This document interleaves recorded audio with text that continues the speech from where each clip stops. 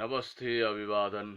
यतिखेर देश विदेशबाट जुन जुन साथीले मलाई लाइभमा हेरिरहनु भएको छ, निहालिरहनु भएको छ, मसँग प्रत्यक्ष प्रसारणमा जोडिने सबै महानुभावहरूलाई म नमस्कार गर्न चाहन्छु, अभिवादन भन्न चाहन्छु।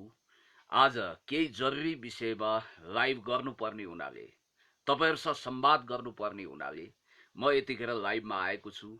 आज मैले केही विषयहरूलाई क्याटेगोराइज गरेको छु। केही विषयमा बोलौं, आफ्ना धारणाहरू राखौं। यतिखेर चुपचाप नबस्नुस् पुण्य गौतमजी, तपाईले केही बोल्नुस् भन्ने साथीहरुको रिक्वेस्टलाई स्वीकार गर्दै र मैले पनि आफूलाई सम्हाल्न सकिन। केही यस्ता मानवता विरोधी जघन्य अपराधहरू घटेका छन्, केही यस्ता जरुरी राष्ट्रिय अन्तर्राष्ट्रिय सरकारका विषयहरू छन्, त्यसको विषयमा मैले नबोली आफूलाई रोक्न सकिन। त्यसकारण म ती विषयमा संक्षिप्तमा बुदागत हिसाबले संश्लेषित तरिकाले, केवल सूत्रबद्ध तरिकाले आफ्ना विचार र भावनाहरू एक्सप्रेस गर्नको निम्ति तपाईहरु सामु आएको छु। जस्तो पहिलो घटना अहिले सामुने आएको छ। अस्ति शनिबार रुकुममा घटेको घटना, अपराह्न 5 बजेतिर जुन जघन्य अपराध त्यहाँ भएको छ, बर्बर हत्याकाण्ड भएको छ। वर्गीय र जातीयको बाजनमा परेर नवराज विक लगायत यो देशका होनहार देशभक्त युवाहरूलाई हत्या गरिएको छ। त्यो विषयलाई पनि मैले समेट्ने छु। त्यसैगरी मिलेनियम च्यालेन्ज कर्पोरेसन, जसलाई हामी सर्टकटमा एमसीसी भन्छौं, हो त्यो एमसीसी का घातक बुदाहरू एमेन्डमेन्ट नगरिकन, ती बुदा नहटाइकन कुनै पनि हालतमा एमसीसी पास गर्नु हुँदैन भन्ने मान्यता पनि स्पष्ट राख्नको निम्ति म आएको छु। त्यसैगरी संसदमा पेश गरिन लागेको कालापानी लिम्पियाद्वारा लिपुलेख समेटिएको निशाना छाप जो पास हुँदैछ, 2/3 त्यसलाई पास गर्नुपर्छ, त्यस विरुद्ध भयंकर ठूलो देशी विदेशी प्रतिक्रियावादी षड्यन्त्रकारी चलखेल भएको छ। र त्यो चलखेल विरुद्ध पनि केही आफ्ना निश्चित विचार मान्यताहरू राखौं भनेर म यतिखेर लाइभमा आएको छु। त्यसैगरी तपाईहरुलाई थाहा छ, अहिले भारतीय चलखेल अत्यन्तै उत्कर्षमा पुगेको छ। यो देश विरुद्ध जुन ढंगले राष्ट्रियता विरुद्ध अहिले संकटका बादलहरू मड्राइरहेका छन्, त्यस विरुद्ध हामी देशभक्त समाजवादीहरू यो जनताको सरकार स्पष्ट रूपमा लागिसकेपछि यहाँ धमिलो पानीमा माछा मार्ने नियत बोकेका थुप्रै मान्छेहरू, थुप्रै शक्ति केन्द्रहरू हात धोएर न्वारनदेखिको बल लगाएर त्यो षड्यन्त्रमा संलग्न भएको हामीले देखेका छौं। त्यसैगरी म आज एकजना निस्वार्थ समाजसेवी देशभक्त अमेरिकामा बसेर करिब 6 करोड रुपैयाँ गरीब जनता, निमुखा भोका नाङ्गाको उपकारको लागि, परोपकारको लागि खर्च गर्नुहुने एकजना देशभक्त खरो समाजसेवी हेम थापाजीको विषयमा पनि केही कुरा राख्न गइरहेको छु। अब म प्रमुख सरकारको विषयतर्फ यहाँहरुको ध्यान आकर्षण गर्न चाहन्छु। साथीहरु, तपाईहरुलाई मैले भनिरहनु पर्दैन, घटनाक्रमलाई तपाईहरुले हुबहु अपडेट गर्नु भएको छ। यसलाई कसैले जातीय कलर पनि नदिऊ। यो हामीले समाजमा जातीय कलह र विद्वेष मचाउने होइन। The clash of civilisation and remaking of old order, written by Samuel P Huntington हो। हन्टिङटनको थ्योरी घोकेर सभ्यता संस्कृतिको लडाई, क्लास ल्याएर समाजलाई दग्ध बनाइदिने र सन् 1994 को रुवान्डामा हुटु र तुट्सी जुधाए जस्तै यहाँ पनि त्यस ढंगको जातीय विभाजन गरेर समाजलाई भाँडभैलो बचाउने जुन खालको कन्स्पिरेसी खेलोबेलो छ, रबर्ट ग्रीन मेकियावेलीको द प्रिन्स घोकेकाहरूले त्यस ढंगको चलखेल गरिरहेका छन्। त्यो चलखेल रोक्नुपर्छ र यो जातीय विभेद जो एउटा अपराधको रूपमा संविधानले पनि व्याख्या गरेको छ, हामीले मुलुकी ऐन मार्फत पनि उहिले त्यसलाई उन्मूलन गर्यौं र संसद र हाम्रो संविधानले पनि त्यसलाई एउटा वर्जित अपराधको कोटीमा राखेको छ। त्यो हुँदाहुँदै हाम्रो समाजमा देखिएको जुन विकृति विसंगति छ, त्यसको शिकार भएका छन् पछिल्लो समय नवराज विक। 21 वर्षीय नवराज विक यिनी एकदमै जुझारु खालका युवा रहेछन्।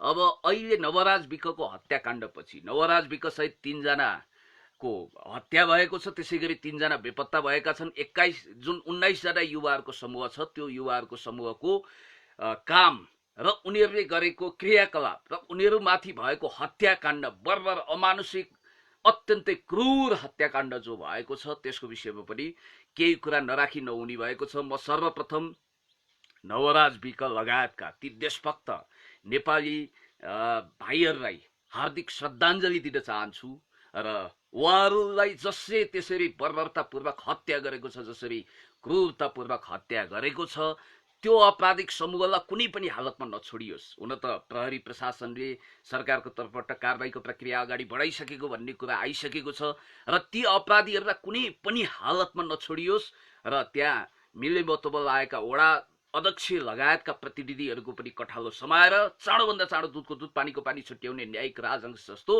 इन्साफी भूमिकामा रहेको प्रशासनले कडाभन्दा कडा कारबाही गरोस्, म यही आह्वान अपिल गर्न चाहन्छु। जहाँसम्म त्यो घटनाको विषयमा मैले अलिकति यहाँहरूलाई निवेदन गरौँ।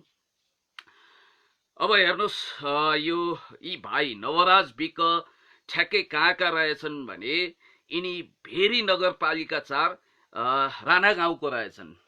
भेरी नगरपालिका अन्तर्गत जाजरकोटको। अनि त्यसपछि यिनले रुकुमको चौरझारीमा बस्ने एकजना मल्लथर्की युवतीसँग गहिरो प्रेम गरेका रहेछन्। एकदमै गहिरो, हृदयदेखि नै माया गर्दा रहेछन् र उनीहरूको प्रेम सम्बन्ध एउटा सागर झैँ सङ्लो निर्मल निश्चल रहेछ र उनीहरूले अब हुन त यो प्रेम टिनेजरको प्रेम अथवा टिनेज पनि अब कट्न लागेको स्थिति, त्यो बेलाको प्रेम भनेको अन्धो नै हुन्छ र त्यो अन्धो प्रेम अन्तर्गत मर्ने सँगै बाँच्ने कसम पनि खाएका रहेछन् र जुनसुकै परिस्थितिमा पनि जुनसुकै हालतमा पनि आफ्नो प्रेमिकालाई आफ्नो जीवनसाथी बनाउन कम्मर कसेर लागेका, ज्यानको जोखिम समेत मोलेका नवराज विक लगायत त्यो मल्लथर्की युवतीलाई भित्राउनको निम्ति जन्ती जस्तो भएर गएका ती भाइ बहिनीहरूको पनि अमानुषिक तरिकाले हत्या भएको छ। त्यो क्रूर र बर्बर हत्यालाई हामी एक्सट्रिमली कन्डेम गर्न चाहन्छौँ, त्यसलाई घोर निन्दा भर्सना गर्न चाहन्छौँ र अपराधीहरूलाई छिटोभन्दा छिटो कानुनको कठघरामा उभ्याएर तिनीहरूको कठालो कराप ज्याप बनाएर कडाभन्दा कडा कारबाही होस् भन्ने पनि हामी माग गर्दछौँ। अब हेर्नुहोस्, कतिपय मान्छेले यसलाई फेरि फिल्मी रोगन दिने कोसिस गरिरहेका छन्। या कतिपय मान्छेहरूको मैले सोसियल नेटवर्क साइटमा फेसबुकमा अन्त पनि यसो प्रतिक्रियाहरू हेरेँ र उहाँहरूले एउटा मान्यता के स्थापित गर्न खोज्नु भएको छ भने साउथ फिल्मको स्टाइलमा जब सरी साथीहरू, यो कहिलेकाहीँ यो अलिकति सन्तुलन मिल्दैन, फिल्मी स्टाइलमा नवराज विक जबरजस्ती गए आफ्ना साथीहरू लिएर, त्यसपछि जबरजस्ती केटीलाई उठाउनु खोज्दाखेरि गाउँलेहरूको प्रतिकारमा उनी मारिएका हुन्। त यसमा के अस्वाभाविक भयो भन्ने टाइपको बडो कठोर, क्रूर र अमानवीय तर्क गर्ने, त्यो हिटलरी फाँसीवादलाई लेजिटिमाइज गर्ने एक खालको घातक चिन्तन पनि यहाँ विकास भएको देखियो। थोरै मान्छेहरूले त्यस खालको कुतर्क पनि गरेका छन्। हो ल, एकछिनको लागि मानौ उहाँहरूले भनेको कुरो ठिक छ, तथ्य त यो होइन, तथ्यले त अर्कै साबित गर्छ। मानौ केटीको इच्छा विपरीत त्यो टिम जन्तिनी बनेर त्यहाँ गएछ। ल, त्यो म त दलित भन्दिनँ, शिल्पी समुदाय भन्छु। ल, गयो अरे त्यहाँ, एकोरो प्रेममा परेका नवराज गए अरे एकछिनको लागि। त त्यो हो भने पनि उनलाई सम्झाइ बुझाइ गर्न सकिन्थ्यो, उनलाई समातेर प्रहरी प्रशासन कहाँ बुझाउन सकिन्थ्यो, अभिभावकको जिम्मा लगाउन सकिन्थ्यो, कुटी कुटी मार्नु पर्थ्यो, पानीमा बगाउनु पर्थ्यो। त्यस ढङ्गले नृशंस निर्दयतापूर्वक हत्या गरिएको छ। यो कुरा कहीँ कतै कन्सिडर हुनै सक्दैन, यसको विषयमा माफी मिना हुनै सक्दैन र यो कुनै पनि मान्छेको, कुनै पनि प्राणीको हत्या हुनुलाई हामी जघन्य अपराध मान्छौँ र कानुनी कारबाही त पर्छ। यस विषयमा कसैसँग कुनै सम्झौता हुन सक्दैन। जस्तो कि अब त हुन त हेर्नुहोस्, यो बडो दुःखको घडी हो, मेरो हृदय रोएको छ। तपाईँहरू पनि यतिखेर शोकाकुल हुनुहुन्छ, राष्ट्र नै शोकमग्न भएको स्थिति छ। त्यति धेरै मान्छेको ज्यान गएको छ, कति बेपत्ता भएका छन्। 21 जना मध्ये धेरैजना बेपत्ता भएको पनि हामीले बुझ्यौँ र ती कहाँ छन्, तिनीहरूको खोज खबर के छ? जस्तो कि हामीले जानकारी पाए अनुसार 21 जनाको टिम, 19 जनाको टिम त्यहाँ गएको थियो रुकुमको चौरजारीमा। अब 3 जनालाई कुटी कुटी मारियो र 3 जना नदीमा बेपत्ता भएका छन्, भेरी नदीमा डुबेर। तिनीहरूको के सोधखोज, सोधनी पुछनी के छ, खोजबिन के छ, तिनीहरूको अवस्था के छ भन्ने विषयमा अहिलेसम्म अज्ञात छ। त्यो रहस्य नै रहेको छ र बाँकी तितर बितर लागेर त्यो घटनामा संलग्न भएका केटी लिनको लागि जन्ती जस्तो भएर गएकाहरूले अहिले बयान दिइरहेका छन्। त्यहाँ कति क्रूरतापूर्वक नवराजा कुटी कुटी एकदम रगत पछ्यौल बनाएर, रक्त मुछ्यौल बनाएर कसरी हत्या गरियो भन्ने विषयमा त्यो घटनामा संलग्न हुनेहरूले अथवा त्यो घटनामा नवराजको जन्ती जस्तो भएर गएकाहरूले यो कुरा गरेका छन्। त्यसो त विलियम शेक्सपियर जस्ता तपाईँले धेरैचोटि पढ्नु भएको छ। Merchant of Venice, Romeo Juliet जस्तो विश्वप्रसिद्ध कृतिका लेखक विलियम शेक्सपियरले भन्नुभएको एउटा कुरो बडो घतलाग्दो छ। Everything fair in love and war, अर्थात् प्रेम र युद्धमा सबै चिज जायज हुन्छ। अब यस्तो छ यो प्रेम र युद्ध भनेको त्यस्तो हुँदो रहेछ के, त्यहाँ कुनै पनि चिज नाजायज भन्ने हुँदैन। फेरि म दोहोऱ्याउन चाहन्छु, everything fair in love and war. अथवा विलियम शेक्सपियरले अर्को भनाइ यस्तो पनि राखेका छन्, लभ इज द ब्लाइन्ड, अर्थात् प्रेम अन्धो हुन्छ। प्रेममा जब मान्छे अन्धो हुन्छ त्यसै वरिपरि केही पनि देख्दैन। उसले केवल आफ्नो प्रेमिका, सम्भावित जीवनसाथीलाई अर्जुन दृष्टिले हेरेको हुन्छ र त्यो प्रेमिका बाहेक उसले दायाँमा देख्दैन, उसले जीवनलाई नै दाउ लगाएको हुन्छ।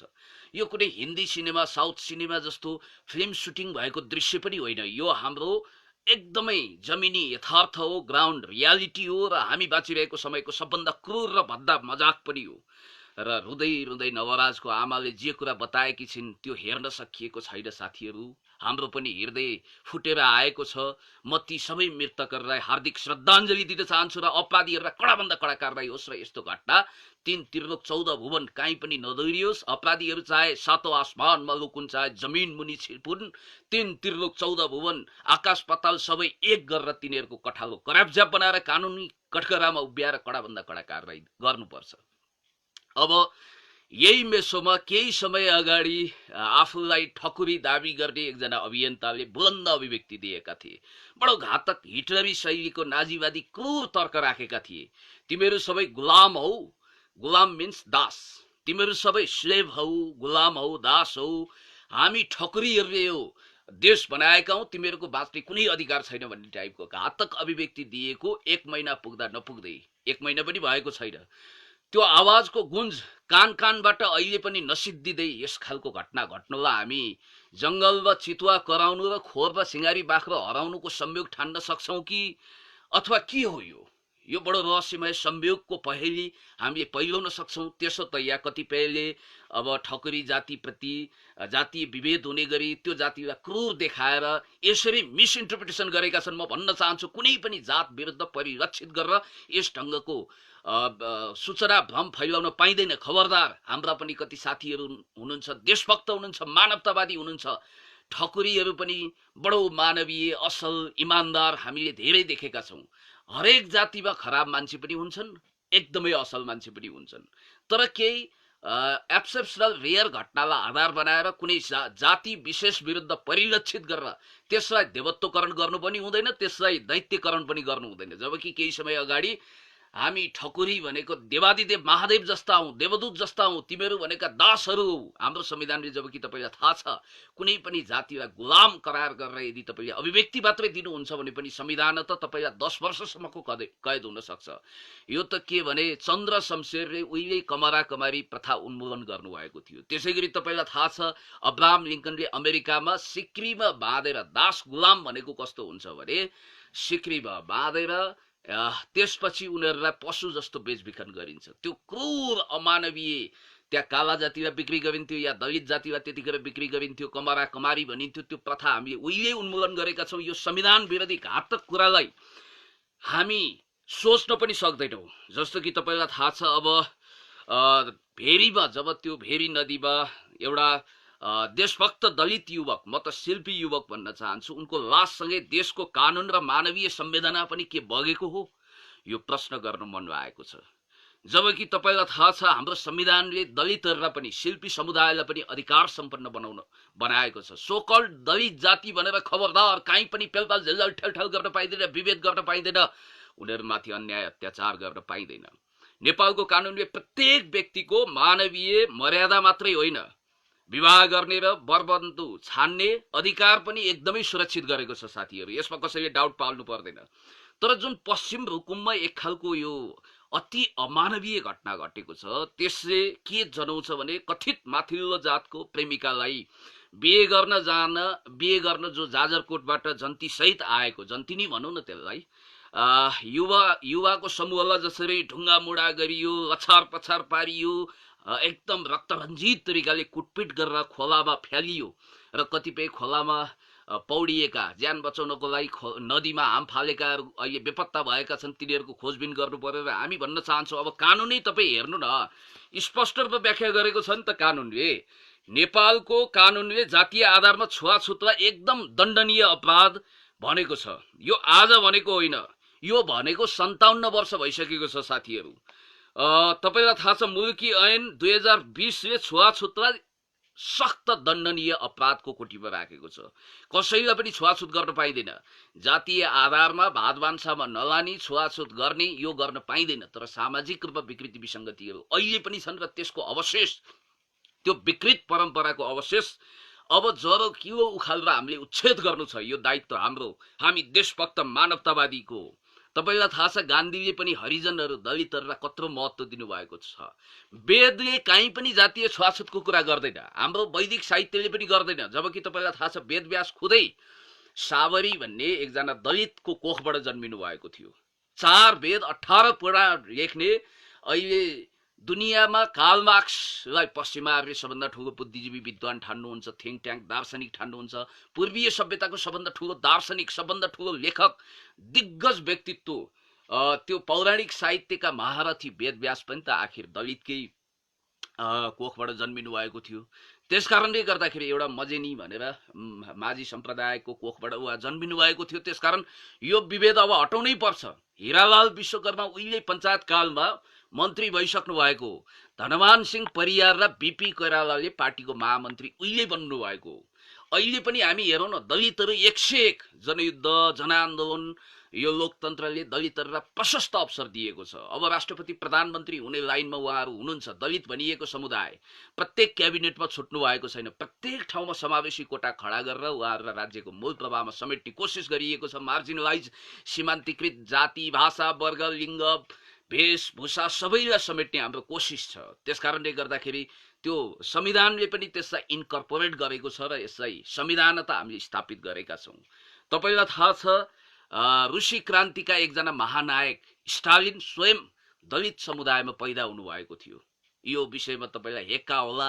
त्यहाँका एरिस्टोक्र्याटहरूले पछिसम्मै स्टालिनलाई होच्याएर द सन अफ सुमेकर भन्थे, अर्थात् जुत्ता सिउने। हामी कहाँ यहाँ माफ गर्नु होला, फेरि यो शब्द प्रयोग गर्न वर्जित गरिएको छ। सार्की समुदाय भनिन्छ, सुमेकर भनिन्छ त्यहाँ हो। त्यो कोखबाट जन्मिनु भएको थियो। स्टालिन जसले विश्व क्रान्तिको एउटा झण्डा फहराउनु भएको थियो, एडोल्फ हिटलरको नाजीवादलाई मटिया मेट नामेट गर्नुभएको थियो र विश्वको नक्सालाई सुरक्षित गर्न सबभन्दा ठुलो कन्ट्रिब्युसन गर्नुहुने स्टालिन स्वयं त्यो परिवारमा जन्मिनु भएको थियो। भारतको संविधान निर्माण गर्ने सबैभन्दा ठुलो पात्र भनेको डाक्टर भीमराव अम्बेडकर, जो आफै दलित समुदायको हुनुहुन्थ्यो। अब हेर्नुहोस्, हामी कहाँ पनि दलितहरूले ठुल्ठुलो अवसर पाउनु भएको छ। कम्युनिस्ट पार्टीको त नेतृत्व पङ्क्तिमा कमरेड पुष्पलालको पालादेखि अहिलेसम्म बडो शानदार ढङ्गले दलित भनिएका, कथित दलित भनिएको शिल्पी समुदायलाई स्पष्ट रूपमा पहिचानसहित अगाडि बढाइएको छ।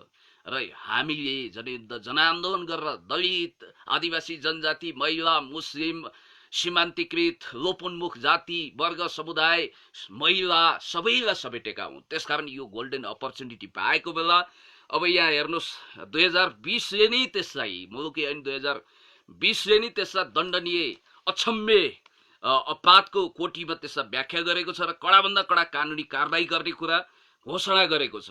त्यति मात्रै होइन, 2063 जेठ 21 गतेका दिन संसदले, हाम्रो यो संघीय संसदले त्यतिखेर क्याटेगोरिकली घोषणा गरेर, कहिले भने 2063 साल जेठ 21 गते नेपाललाई छुवाछुत मुक्त देश भनेर घोषणा गरेको छ। संविधानमा पनि त्यो कुरा स्पष्ट भएको बेला यहाँ जुन ढङ्गको अपराध भएको छ, केही प्याम्पर्ड चाइल्डहुडले त ओहो यो त ठिकै हो भनेर आपराधिक क्रियाकलापलाई समर्थन गर्लान्, तर किमार्थ यसलाई स्वीकार गर्न सकिँदैन। ल मानौँ, त्यो त अब त्यहाँको प्रशासनले पनि स्वीकार गरिसकेका छन्, सिडिओले पनि, स्थानीय पदाधिकारीहरूले पनि, पुलिसले पनि स्वीकार गरिसकेका छन् कि त्यहाँ वास्तवमै नवराज विक र ती मल्लथर्की युवतीको बीचमा गहिरो हिमचिम प्रेम सम्बन्ध थियो। उनीहरू पटक पटक भेट्थे, सँगै बाँच्ने मर्ने कसम खान्थे। लैला मज्नु वा रोमियो जुलियट जस्ता थिए, मुना मदन जस्ता थिए, र उनीहरू कुनै पनि हालतमा आफ्नो प्रेमलाई साकार बनाउन चाहन्थे। र खुदै केटीको एउटा आमन्त्रण भइसकेपछि केटा एकदम फिल्मी स्टाइलमा गएकै हुन्। ल एकछिनको लागि यो 0.1% केटीको मनमा केटाप्रतिको भावना बिग्रिएछ। तुस पलाएछ र केटीले केटालाई स्वीकार गर्न नसक्ने स्थिति भएछ एकछिनको लागि है। यो कुरो झुट हो। हुन त 0.1% मैले एक्सेप्सनल एउटा दुर्लभ उदाहरणको रूपमा यो भने, त्यसो हो भने पनि त नवराज विकलाई र उनका साथीहरूलाई बोलाएर स्थानीय प्रशासनले, फेरि यो लकडाउनको बेला छ, अथवा त्यहाँको प्रहरी प्रशासनले सम्झाइ बुझाइ गरेर उनीहरूलाई घर फर्काउन सक्थे। उनीहरूलाई अभिभावकको जिम्मा लगाउन सक्थे। केटीले पनि भन्न सक्थिन् कि ओहो मेरो त कुनै पनि सम्बन्ध छैन, त्यसकारण तपाईँहरू घर जानुस् भन्न सक्थिन् नि त।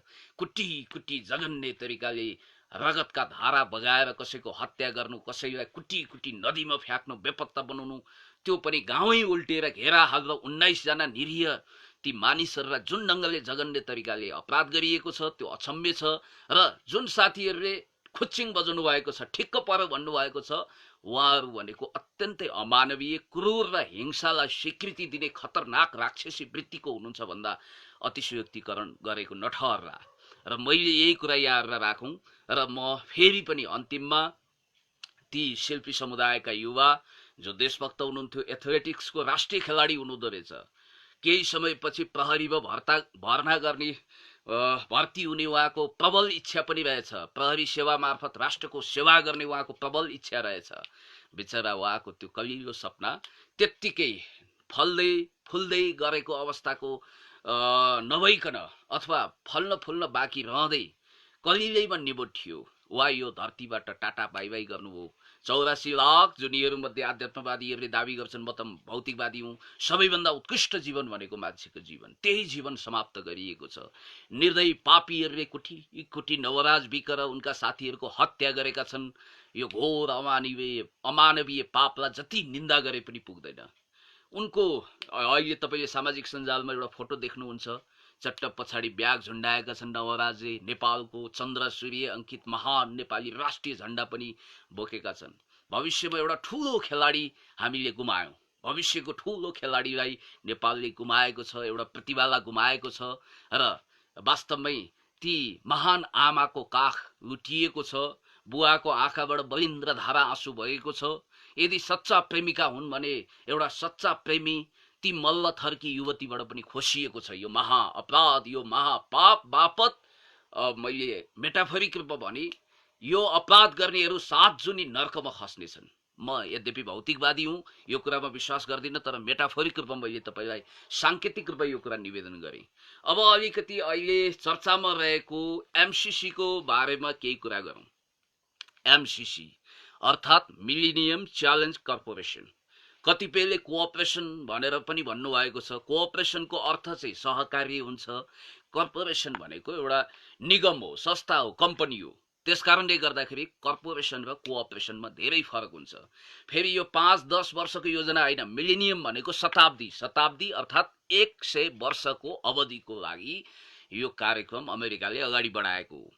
अनि मिलेनियम च्यालेन्ज भनेको चुनौती हो। त्यसकारण यो विषयमा शाब्दिक रूपमा एमसीसी सँग तपाई स्पष्ट हुनुहुन्छ। कतिपय एमसीसी को फुल फर्म पनि स्पष्ट नभएका मान्छेहरू पनि यसको विषयमा बुरुक भएका छन्। पाइन्छ, किनभने राष्ट्रको विषयमा, जनताको विषयमा, देशको पक्षमा, जनताको पक्षमा, इन्साफको पक्षमा, भूगोलको पक्षमा, माटोको पक्षमा, मानवताको पक्षमा हर हमेशा वकालत गर्ने अधिकार भुइँ मान्छेलाई पनि हुन्छ।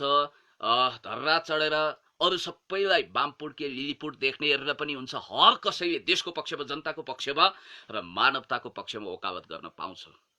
अब हेर्नुस्, यो एमसीसी को कुरो अहिले आएर यहाँ ठूलो एउटा बहसको विषय बनेको छ। एमसीसी चाहिन्छ, एमसीसी एउटा देवदूत हो, जादुको छडी हो भन्ने मान्छेहरू पनि छन्, जुन सर्वथा गलत हो।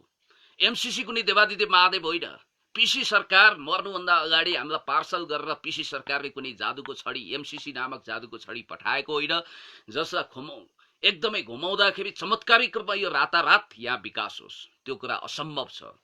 अब एमसीसी फेरि कुनै दैत्य, इभिल, डेभिल, मोन्स्टर त्यस्तो पनि होइन। लवायथिन तपाईले पढ्नु भएको छ जन लकको, लवायथिन मोन्स्टर, सी मोन्स्टरको एउटा परिकल्पना गरेका छन्। त्यस्तो पनि होइन। यो कुनै कंस, महिषासुर पनि होइन। र एमसीसी आउन साथ हर अमेरिकी सेनाहरू आइहाल्ने, या गृहयुद्ध सुरु भइहाल्ने, या अन्तर्राष्ट्रिय इन्टरभेन्सन भएर रक्तपात मचिहाल्ने, एकै रातमा बर्बाद हुने पनि होइन। अब एमसीसी के हो त? न यो देवदूत हो, न यो विकासको मूल फुटाउने एकदमै चमत्कारिक विकास परियोजना हो, न यो यहाँ एकैचोटि ज्वालामुखी विस्फोटन भए जस्तै राक्षसी तरिकालाई आएर सारा नरसंहार गर्ने, यहाँको विकासका सम्पूर्ण आधारहरू ध्वस्त गर्ने कुनै घातक त्यस खालको दैत्य नै हो। यसलाई सही ढङ्गले बुझ्नु पर्यो। यो इभिल डेभिल वा यो एक किसिमले भन्ने हो भने न यो इभिल डेभिल त्यस ढङ्गको एकदमै राष्ट्रलाई नै सम्पूर्ण रूपमा तबाह गर्ने एकै रातमा सोत्तर बनाउने योजना हो, न त यो कुनै देवदूत जस्तो चमत्कारिक विकासको छडी घुमाउने कुनै योजना नै हो। यसलाई सन्तुलित रूपमा बुझ्नुपर्छ र यसमा भएका केही घातक बुदाहरू एमेन्डमेन्ट नगरिकन, त्यसलाई नहटाइकन कुनै पनि हालतमा एमसीसीलाई स्वीकार गर्नु हुँदैन। एमसीसीमा भएका घातक बुदा हटाउनै पर्छ। अब के घातक बुदाहरू छन् त, यसको विषयमा पनि समीक्षा गरौँला। त्यो बुदा वाइज म छलफल गर्नेछु। त्योभन्दा अगाडि चाहिँ तपाईँलाई एउटा जानकारी गरौँ कि तपाईँलाई थाहा छ अब श्रीलङ्काले ठ्याक्कै यसलाई अस्वीकार गरेको छ। अस्ति 22 फेब्रुअरीमा श्रीलङ्काले एउटा विज्ञप्ति प्रकाशित गरेर त्यहाँको क्याबिनेटले विज्ञप्ति नै प्रकाशित गरेको छ। तपाईँलाई थाहा छ यो कुरा? श्रीलङ्काले स्पष्ट रूपमा उसले भनेको छ कि हाम्रो सार्वभौम सत्ता विरुद्ध चलखेल गरिएको छ, त्यसकारणले गर्दाखेरि यसलाई हामी स्वीकार गर्न सक्दैनौँ भनेको छ श्रीलङ्काले। त्यसकारणले गर्दाखेरि यसलाई त्यही रूपमा हामीले बुझ्नुपर्ने हुन्छ। जबकि तपाईँलाई थाहा छ, मैले श्रीलङ्काको अलिकति उदाहरण लिउँ कि 28 फेब्रुअरी 2020 मा बकैदा श्रीलङ्काले हामी यही हालतमा यथास्थितिमा एमसीसी स्वीकार गर्न सक्दैनौँ भनेर पहिला राष्ट्रपति हुनुभएको, जसले लिबरेसन टाइगर्स अफ तमिल इलम लिट्टीको विद्रोहलाई कुल्चिनु भएको थियो, त्यसलाई समाप्त पारेर देशलाई शान्ति, स्थिरता, विकासको भव्य पथमा अगाडि बढाउनु भएको थियो। एउटा देशभक्त prominent, one of the prominent Sri Lankan leader, अहिलेको प्राइम मिनिस्टर महिन्दा राजापाक्सेले एमसीसी यो यथास्थितिमा स्वीकार गर्न सकिँदैन भनेर क्याटेगोरिकली स्पष्ट रूपमा त्यसलाई अहिले पोस्टपोन गर्नुभएको छ। जस्तो त्यहाँ के भनिएको छ भने हाम्रो राष्ट्रिय सुरक्षा, आर्थिक तथा सामाजिक क्रियाकलापमा खलल हुने गरी आएको एमसीसी हामी स्वीकार गर्दैनौँ भनेर उहाँले प्रष्टै भन्नुभएको छ। र हाम्रो संविधान र सार्वभौम सत्ताको बरखिलाफ जब एमसीसी हुन्छ भने त्यसलाई किन स्वीकार गर्ने भन्ने तर्क पनि उहाँले दरो खरो रूपमा स्पष्ट भाषामा राख्नु भएको छ। र उहाँले श्रीलङ्कन अहिलेको प्राइम मिनिस्टर, त्यतिखेरको लेजेन्डरी राष्ट्रपति महिन्दा राजापाक्से, जसलाई भारतले फुटेको आँखाले पनि हेर्न सक्दैन थियो, पश्चिमाहरूले पनि इन्टरनेसनल ट्रिब्युनल खडा गरेर इन्टरनेसनल क्रिमिनल कोर्टमा तान्न खोजेका थिए। त्यस्तो देशभक्त विकास प्रेमी तत्कालीन राष्ट्रपति जो भारतीय कोपभाजनको कारण चुनाव त्यतिखेर हार्नु भएको थियो, अहिले त्यहाँको क्याबिनेटको प्रधानमन्त्री हुनुहुन्छ, उहाँको भाइ त्यहाँको राष्ट्रपति हुनुहुन्छ। महिन्दा राजापाक्सेले के भन्नुभएको छ भने यदि अमेरिकाले श्रीलङ्काको जनताको हित अनुकूल त्यसलाई संशोधन गर्छ भने एमसीसीलाई त्यसले मिलेनियम च्यालेन्ज कर्पोरेसनको बुदाहरू उसले संशोधन गर्छ भने त्यसलाई संसदमा पेश गर्न सकिन्छ भनेर उहाँले भन्नुभएको छ। फेरि यो एमसीसीको एउटा प्रावधान के छ भने यसलाई क्याबिनेटले पास गरेर हुँदैन। अमेरिका बडो स्ट्रेटेजिक ढङ्गले सोच्छ, स्ट्रेटेजिक ढङ्गले काम गर्छ। यो कुरा तपाईँ हामी सबैलाई थाहा छ। अमेरिकनहरूले के गर्छन् भने यसलाई संसदले पास गरेर ओन गरोस् भन्ने चाहन्छन्।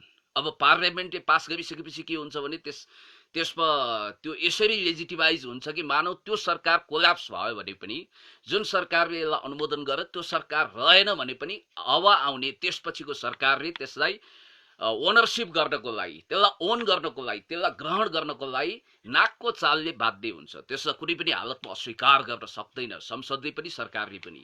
त्यसकारणले परिपक्व ढङ्गले उनीहरूले संसदको 2/3 मेजोरिटीबाट यसलाई पास गर भन्ने म्यान्डेट दिएका हुन्छन्। अब त्यसो हो भने नेपालमा जुन एमसीसीको प्रस्ताव आएको छ, मिलेनियम च्यालेन्ज कर्पोरेसन, यसको विषयमा हामी काफी हदसम्म डिबेट गरेका छौँ। यसलाई यसको पहिलो किस्ताको कार्यान्वयन, पहिलो फेजको रकम जो एमसीसी अन्तर्गत नेपाललाई 50 करोड US डलर, 50 करोड अमेरिकी डलर दिन्छौँ भनेर अमेरिकाले प्रस्ताव गरेको छ। अब 50 करोड डलर अर्थात् नेपाली रुपियाँ चान्चुन 56 अर्ब रुपियाँ हुन्छ। त्यो आउने प्रक्रिया, त्यसको आउने पहिलो किस्ताको क्रम कहिलेबाट सुरु हुन्छ भने असारदेखि त्यो लागू हुन्छ भन्ने बित्तिकै जेठको अन्तिमसम्म at any cost, at any rate त्यसलाई पास गर्नै पर्छ, नभए त्यो सिज हुन्छ। असार पुगिसकेपछि, असार टेकिसकेपछि त्यसको कुनै औचित्य हुँदैन भन्ने बित्तिकै अहिले अफरातफरी छ, दौडधुप छ। त्यसो त यसलाई यो अब यहाँ धेरैलाई भ्रम छ। मिलेनियम च्यालेन्ज कर्पोरेसनको लागि सबभन्दा बढी मरिहत्ते गर्ने भनेको नेपाली काङ्ग्रेस हो र नेपाली काङ्ग्रेसको होल पङ्क्ति नै एमसिसीको पक्षमा छ। करिब करिब मैले एकजना नेपाली काङ्ग्रेसको राम्रै कदका उच्च कदका नेतासँग छलफल गरेको थिएँ। उहाँ चाहिँ एमसिसीको डेडली अगेन्स्टमा हुनुहुन्छ, तर पार्लियामेन्टमा हुनुहुन्न। उहाँको भनाइअनुसार नेपाली काङ्ग्रेसभित्र मोर देन 95% मान्छेहरू एमसिसीको पक्षमा, सांसदहरू एमसिसीको पक्षमा छन्, किनभने उनीहरू अमेरिकाको चाकडी गर्नुपर्छ, गुलामी गर्नुपर्छ। भारतलाई त चिनायौँ, अब अमेरिका पनि चिनाइसकेपछि हामी चीनको काखपल्टामा जाने, हामी बर्बाद हुन्छौँ। हामी अमेरिकी काखपल्टामा नवउदारवादी माया स्नेहमा लुटपुटिएका मान्छे, हामीले कुनै पनि हालतमा अमेरिकाको आशीर्वाद गुमाउनु हुँदैन भनेर कन्दनी कसेर उहाँहरू लाग्नु भएको कुरा हामीले बुझेका छौँ। जबकि तपाईँलाई थाहा छ कृष्णबहादुर महरा अचानक संसदबाट एउटा ठुलो षड्यन्त्रको शिकार भएर हट्नुभयो। यो विषयमा मैले धेरै कुरा भनिरहनु पर्दैन। गगन थापाजी, जसको सबैभन्दा नजिकको उहाँसँग आन्द्रा गाँसिएको मानिएको एकजना पत्रकार हुनुहुन्छ, शिवाकोटी थरको। उहाँ पहिला कहाँ हुनुहुन्थ्यो, के हुनुहुन्थ्यो, यसको विषयमा म धेरै कुरा भन्न चाहन्न। उहाँसँग 2-4 चोटि भेटेर चिया पनि खाएका छौँ हामीले। र उहाँ चाहिँ गगन थापालाई आफ्नो इष्ट देवता सरह पुज्नुहुन्छ, उहाँको लागि ढोगनीय पूजनीय हुनुहुन्छ। अनि त्यो पत्रकार मार्फत स्ट्रिङ अपरेसन गराएर गगन थापाले कृष्णबहादुर महरालाई कराप झ्याप बनाएर एउटा रङ्गीन मिजाजको बात लगाएर उहाँलाई समाप्त पारिएको कुरा पनि तपाईँलाई थाहा छ। जब कृष्णबहादुर महराजीले मिलेनियम च्यालेन्ज कर्पोरेसन भनेको बेल्ट एन्ड रोड इनिसिएटिभको विपरीत छ, यो मित्र राष्ट्र चीन भड्किन्छ, हाम्रो जुन असंलग्न परराष्ट्र नीति र पञ्चशीलताको मान्यता र मर्म नर्म्स एन्ड भ्यालुजको विपरीत छ, हाम्रो फरेन पोलिसीलाई यसले दखलअन्दाजी गर्छ, मित्र राष्ट्रहरू चिनिन सक्छन्, अन्तर्राष्ट्रिय सम्बन्धमा पनि खलल हुन सक्छ भनेर उहाँले फाइल अगाडि नबढाएको भन्ने कुरा आएको छ। र जबकि तपाईँलाई थाहा छ कृष्णबहादुर महराजीलाई रोशनीसँगको एउटा बात लगाइयो, त्यसका पाटापक्षको विषयमा म धेरै जान चाहन्न। ती मानवीय संवेदनाका अनेक रङ्गीन वा ब्ल्याक एन्ड व्हाइट सम्बन्धको विषयमा पनि मलाई धेरै खुनखुत्रो गर्नु छैन। हुनसक्छ त्यो सम्बन्ध कुनै न कुनै रूपमा इमोसनल अट्याचमेन्टको रूपमा थियो कि, तर बलात्कार होइन। कुनै पनि हालतमा कृष्णबहादुर महराले रोशनीलाई बलात्कार गरेको होइन, यो गलत कुरा हो भनेर अदालतले उहाँलाई सफाई दिइसकेको छ। यसको विषयमा जब अदालतले भर्डिक्ट दिएको छ भने हामी जान्नी सुन्नी भएर आफै धामी आफै बोक्सी जस्तो फैसला दिने त्यो टाइपको न्यायिक राजहंस जस्तो भएर हिँड्नु पनि जरुरी छैन। दुधको दुध पानीको पानी छुट्याउने न्यायिक राजहंस भनेको अदालतै हो। अब त्यतिखेर सबैभन्दा बढी एकदम दिनको भोक्न रातको निन्द्रा भएर चलखेल गर्ने, सबैभन्दा बढी चलखेल गर्ने भनेको युवा नेता गगन थापाजी र विश्वप्रकाशजी। गगन थापाजीका 2वटा बाध्यताहरू टटकारो छन्। मैले फेरि कुनै व्यक्तिगत विद्वेष साथैको होइन, गगन थापाजीको प्रगति होस्, उन्नति होस्, लटालट सफलता मिलोस्, उहाँको सुस्वास्थ्य होस्, म कामना गर्न चाहन्छु। तर देश हित विरुद्ध जो जान्छ, जो सुशासनको माला जपेर भ्रष्टाचारको कर्ममा निर्लिप्त छ, देश विरोधी कुकर्ममा संलग्न भएको छ भने त्यस्ता तत्त्वहरूलाई हामीले आँखा चिम्लिदिनु भनेको देशप्रति अन्याय गर्नु हो, जनताप्रति घात गर्नु हो। त्यसकारण मैले भनिरहेको छु, हामीले अलोकप्रिय सत्यको प्रवक्ता बन्नुपर्छ, जबकि लोकप्रिय झुटको पछाडि ताउर माउर गरेर हाप र झाप गरेर 12 हाते पटुकी बाँधेर दौडिनु हुँदैन साथीहरू। अलोकप्रिय सत्य अमर हुन्छ, चिरञ्जीवी हुन्छ। लोकप्रिय झुटको आयु भनेको बढीमा कति हुन्छ, 1 दशक होला। त्यसपछि नरह्यो बाँस, नबज्यो बाँसुरी, हात्ती आयो फुस्सा, त्यसलाई जनताले सम्झिन पनि चाहँदैनन्। विश्वड्डु जस्तो हुन्छ लोकप्रिय झुट। अलोकप्रिय सत्य भनेको निम जस्तो तितो हुन्छ, तर औषधि तुल्य हुन्छ। साथीहरू फैसला गर्नुहोस्, तपाईहरू सुकरातले भने जस्तै अमर अलोकप्रिय सत्यको पक्षमा हुनुहुन्छ कि क्षणभङ्गुर लोकप्रिय झुटको पक्षमा हुनुहुन्छ। म त अमर अलोकप्रिय सत्यको प्रवक्ता बन्न चाहन्छु। त्यसैले गर्दा म आलोचनालाई आलोचना सरह पचाएर सिम्पल लिभिङ हाई थिङ्किङको मान्यतामा अगाडि बढ्न चाहन्छु। अब जहाँसम्म 2वटा पहलुको मैले कुरा गरेँ, गगन थापाजीलाई एमसिसी पास गराए बापत अमेरिकी इस्टाब्लिसमेन्टले, त्यहाँको सरकारले उहाँको पत्नी लाई 3.5 लाखको जब अफर गरेको रहेछ। मिलेनियम च्यालेन्ज कर्पोरेसन अन्तर्गत गगन थापाजीको श्रीमतीलाई 3.5 लाख रुपियाँ मासिक तलबको पुरस्कार दिने व्यवस्था गरिसकेपछि गगन थापाजी बेचैन भएर जसरी हुन्छ एमसीसी पास गर्नै पर्छ भनेर उहाँ एकदमै हाप्रझाप गरेर अहिले पनि दौडिरहनु भएको छ। र त्यतिखेर महराजी बाधक बनेको हुनाले, किनभने सभामुखले त्यो फाइल टेबल गर्नुपर्छ, त्यो फाइल अगाडि बढाउनुपर्छ, महराजीले सभामुखको चेयरबाट त्यो फाइल अगाडि बढाउन जब अस्वीकार गर्नुभयो त्यसपछि महराजीलाई रंगीन मिजाजको बात लगाएर स्ट्रिङ अपरेसन गरेर रोशनीले ए बाबा यो खालको कुनै फिजिकल रिलेसन छैन भनेर पछि स्पष्टीकरण दिँदै पनि होइन बर्च्युट भनेर उहाँलाई जेलमा कोच्ने काम गरियो। त्यसकारणले गर्दाखेरि यो एउटा ग्रान्ड कन्स्पिरेसीको हिस्सा हो भनेर हामीले बुझ्नुपर्छ। अर्को कुरा के छ भने उहाँका केही परिस्थितिजन्य बाध्यताहरू पनि छन्। जस्तो कि तपाईलाई थाहा छ 2008 मा विकिलिक्सका संस्थापक जुलियन असान्जले एउटा प्रकाशित गर्नुभएको थियो प्रतिवेदन। त्यो प्रतिवेदन अनुसार गगन थापाजी 2008 देखि अमेरिकी दूतावासको की कन्ट्याक्ट पर्सन हुनुहुन्छ। अन्तर्राष्ट्रिय राजनीति बुझ्नेहरूले, फरेन पोलिसी र इन्टरनेसनल रिलेसनको पहेली पत्ता लगाउनेहरूले इभन हामीले अध्ययन गरे अनुसार अमेरिकन एम्बेसीको की कन्ट्याक्ट पर्सन भनेको इट मिन्स अमेरिकी एजेन्ट वा तलबी अमेरिकी एजेन्ट हुनुहुन्छ भन्ने कुरा छ्याप्ती मिडियामा आइसकेपछि त्यसको उहाँ खण्डन मण्डन गर्न लाग्नु भएन। उहाँले त बडो छाती ठोकेर गर्वका साथ एकदमै फुलेल भएर के घोषणा गर्नुभयो भने हो म अमेरिकी दूतावासको की कन्ट्याक्ट पर्सन हुँ, तपाईले भिडियो पनि हेर्न सक्नुहुन्छ। त मैले के बिराएँ भनेर उहाँले उल्टै हाहाकार मचाउनु र उहाँले स्पष्ट रूपमा स्वीकार गर्नुभएको छ।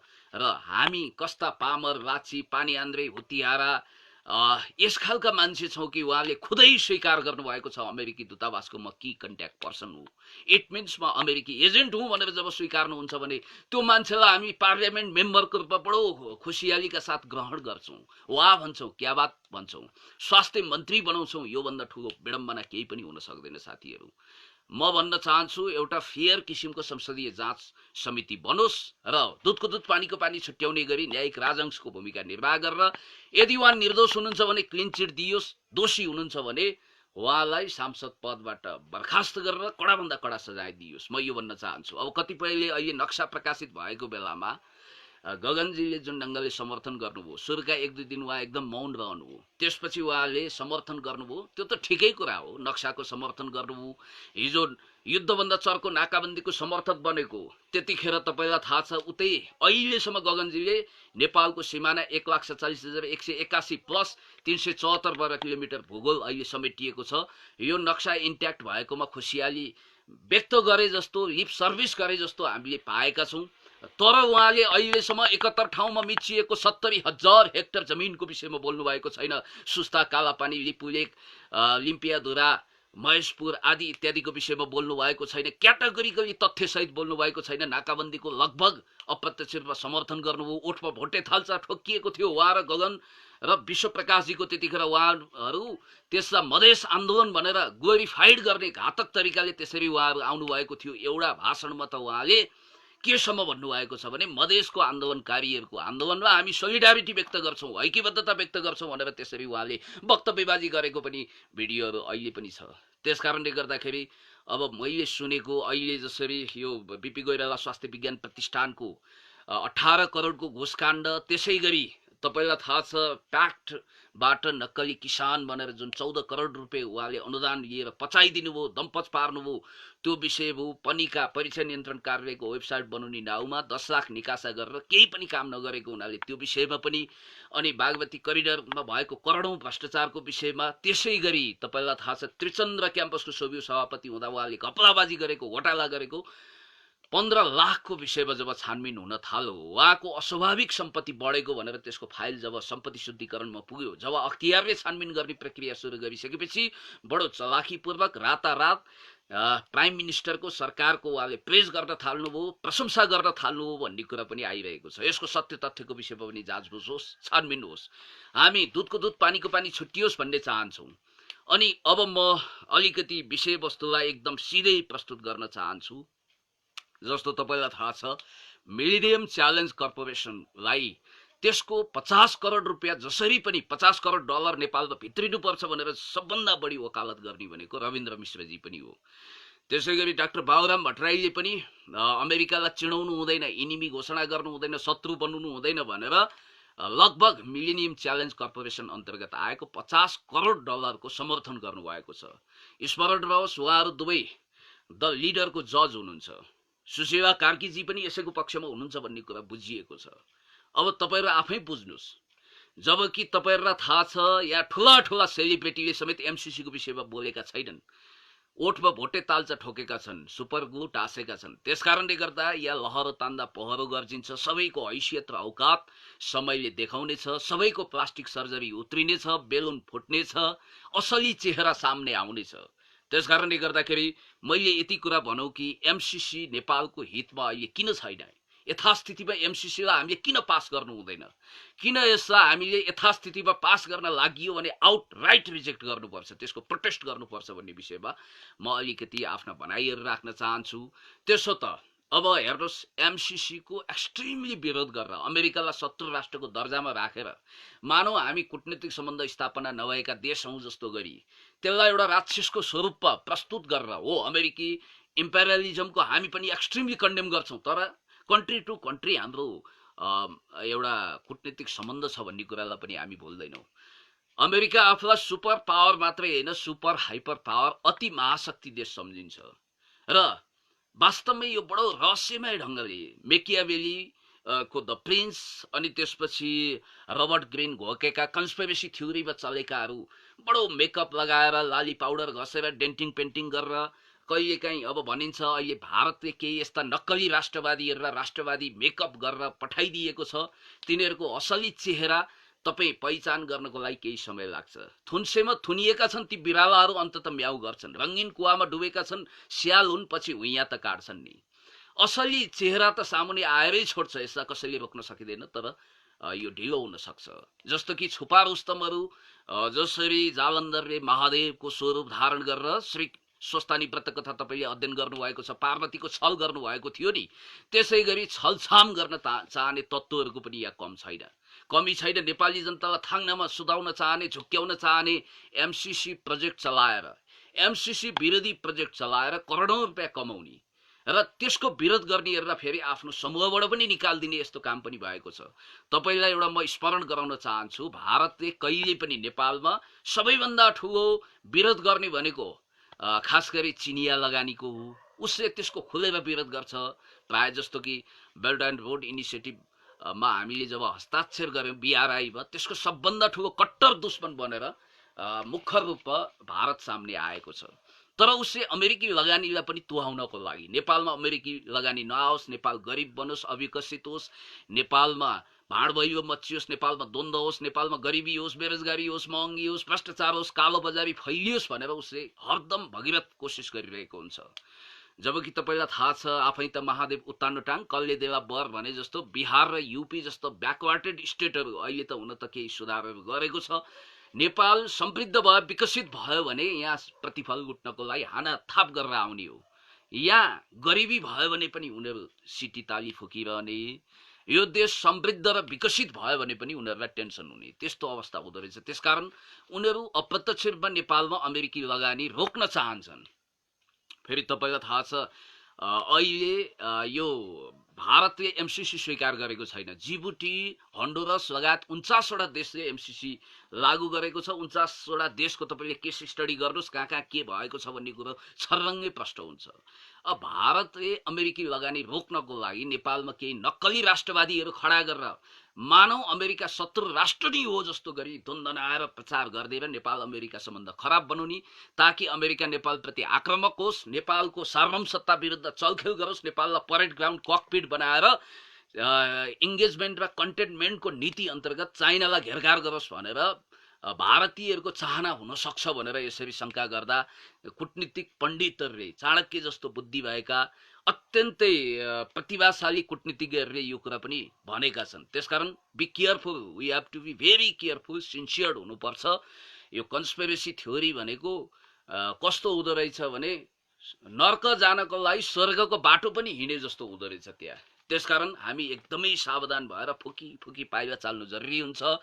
अहिले कतिपय मान्छेहरू जस्तो कि नागरिकता विरुद्ध विधेयक विरुद्ध चुइक्क नबोल्नेहरू अहिले एमसीसी भन्दा साथ आगो भएका छन्। ठिक छ, एमसीसी को असमान बुदाहरूलाई हटाउनु पर्छ, त्यो कुनै पनि हालतमा यथास्थितिमा पास गर्नु हुँदैन भनेर त हामीले पनि भनेका छौँ। तर अमेरिकी लगानीलाई कुनै पनि हालतमा नेपालमा कुनै पनि शर्तमा भित्रिनै दिनु हुँदैन भन्ने जुन विस्तारवादी चाहना छ, त्यो चाहनाको हुलाकी बनेर त्यसको माध्यम बनेर कहिलेकाहीँ नक्कली राष्ट्रवादीहरू पनि उप्रिताप्री गरेका हुन्छन् भन्ने कुरो तपाईहरु संकेत बुझ्न सिपालु हुनुहुन्छ। अहिले एमसीसीलाई राक्षसकै रूपमा यसले तुरन्तै सेना नेपालमा भित्र्याएर गृहयुद्ध गराइहाल्छ, नेपाललाई अर्को रुवान्डा तत्कालै बनाउँछ भनेर जसै अतिरञ्जितपूर्ण मिसइन्टरप्रिटेसन गरेका छन् त्यस्ता व्यक्तिहरूलाई पनि समयमै चिनौं।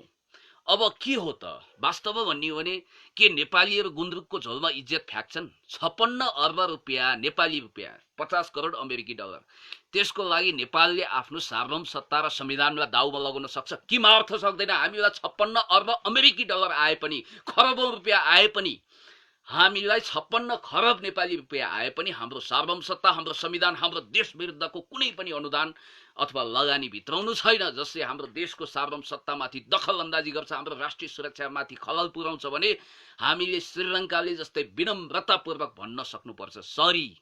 हामीले चर्को एकदमै आग्नेय तरिकाले दुर्वासा जस्तो धारा किटेर भन्नु पर्दैन नि। अमेरिकी सरकारलाई सम्माननीय प्रधानमन्त्रीज्यूले स्पष्ट भन्न सक्नुहुन्छ, तपाईको शर्तहरू हामीलाई मन्जुर भएन र यी बुदा नहटाएसम्म हामी नेपाली जनताबाट निर्वाचित भएका हौं, हामी देशभक्त हौं, समाजवादी हौं, यी बुदाहरू, यी 5-6 वटा बुदाहरू नहटाएसम्म, जबसम्म हटाउनु हुन्न, नहटाएसम्म हामी यो कुनै पनि हालतमा स्वीकार गर्न सक्दैनौं भनेर विनम्रतापूर्वक सरी भन्न सक्नुपर्छ। त्यसलाई अस्वीकार गर्न सक्नुपर्छ, जस्तो कि श्रीलङ्काले अस्वीकार गरेर देखाइदिएको छ, आफ्नो सार्वभौम सत्तामा दखल अन्दाजी हुन दिँदैनौं भन्ने क्याटेगोरिकली स्पष्ट आफ्नो धारणा राखेको छ र उसले भनेको छ यदि श्रीलङ्काको सार्वभौम सत्ता विरुद्ध र संविधानको बर्खिलाफ भएका बुदाहरू हटाइन्छ भने संसदले रिकन्सिडर गर्न सक्छ भनेर स्पष्ट रूपमा महेन्द्र राजापाक्षे त्यहाँका अहिलेका प्रधानमन्त्रीले भनिसक्नु भएको छ। जो liberation tigers of Tamil LTTE को घातक विद्रोहलाई,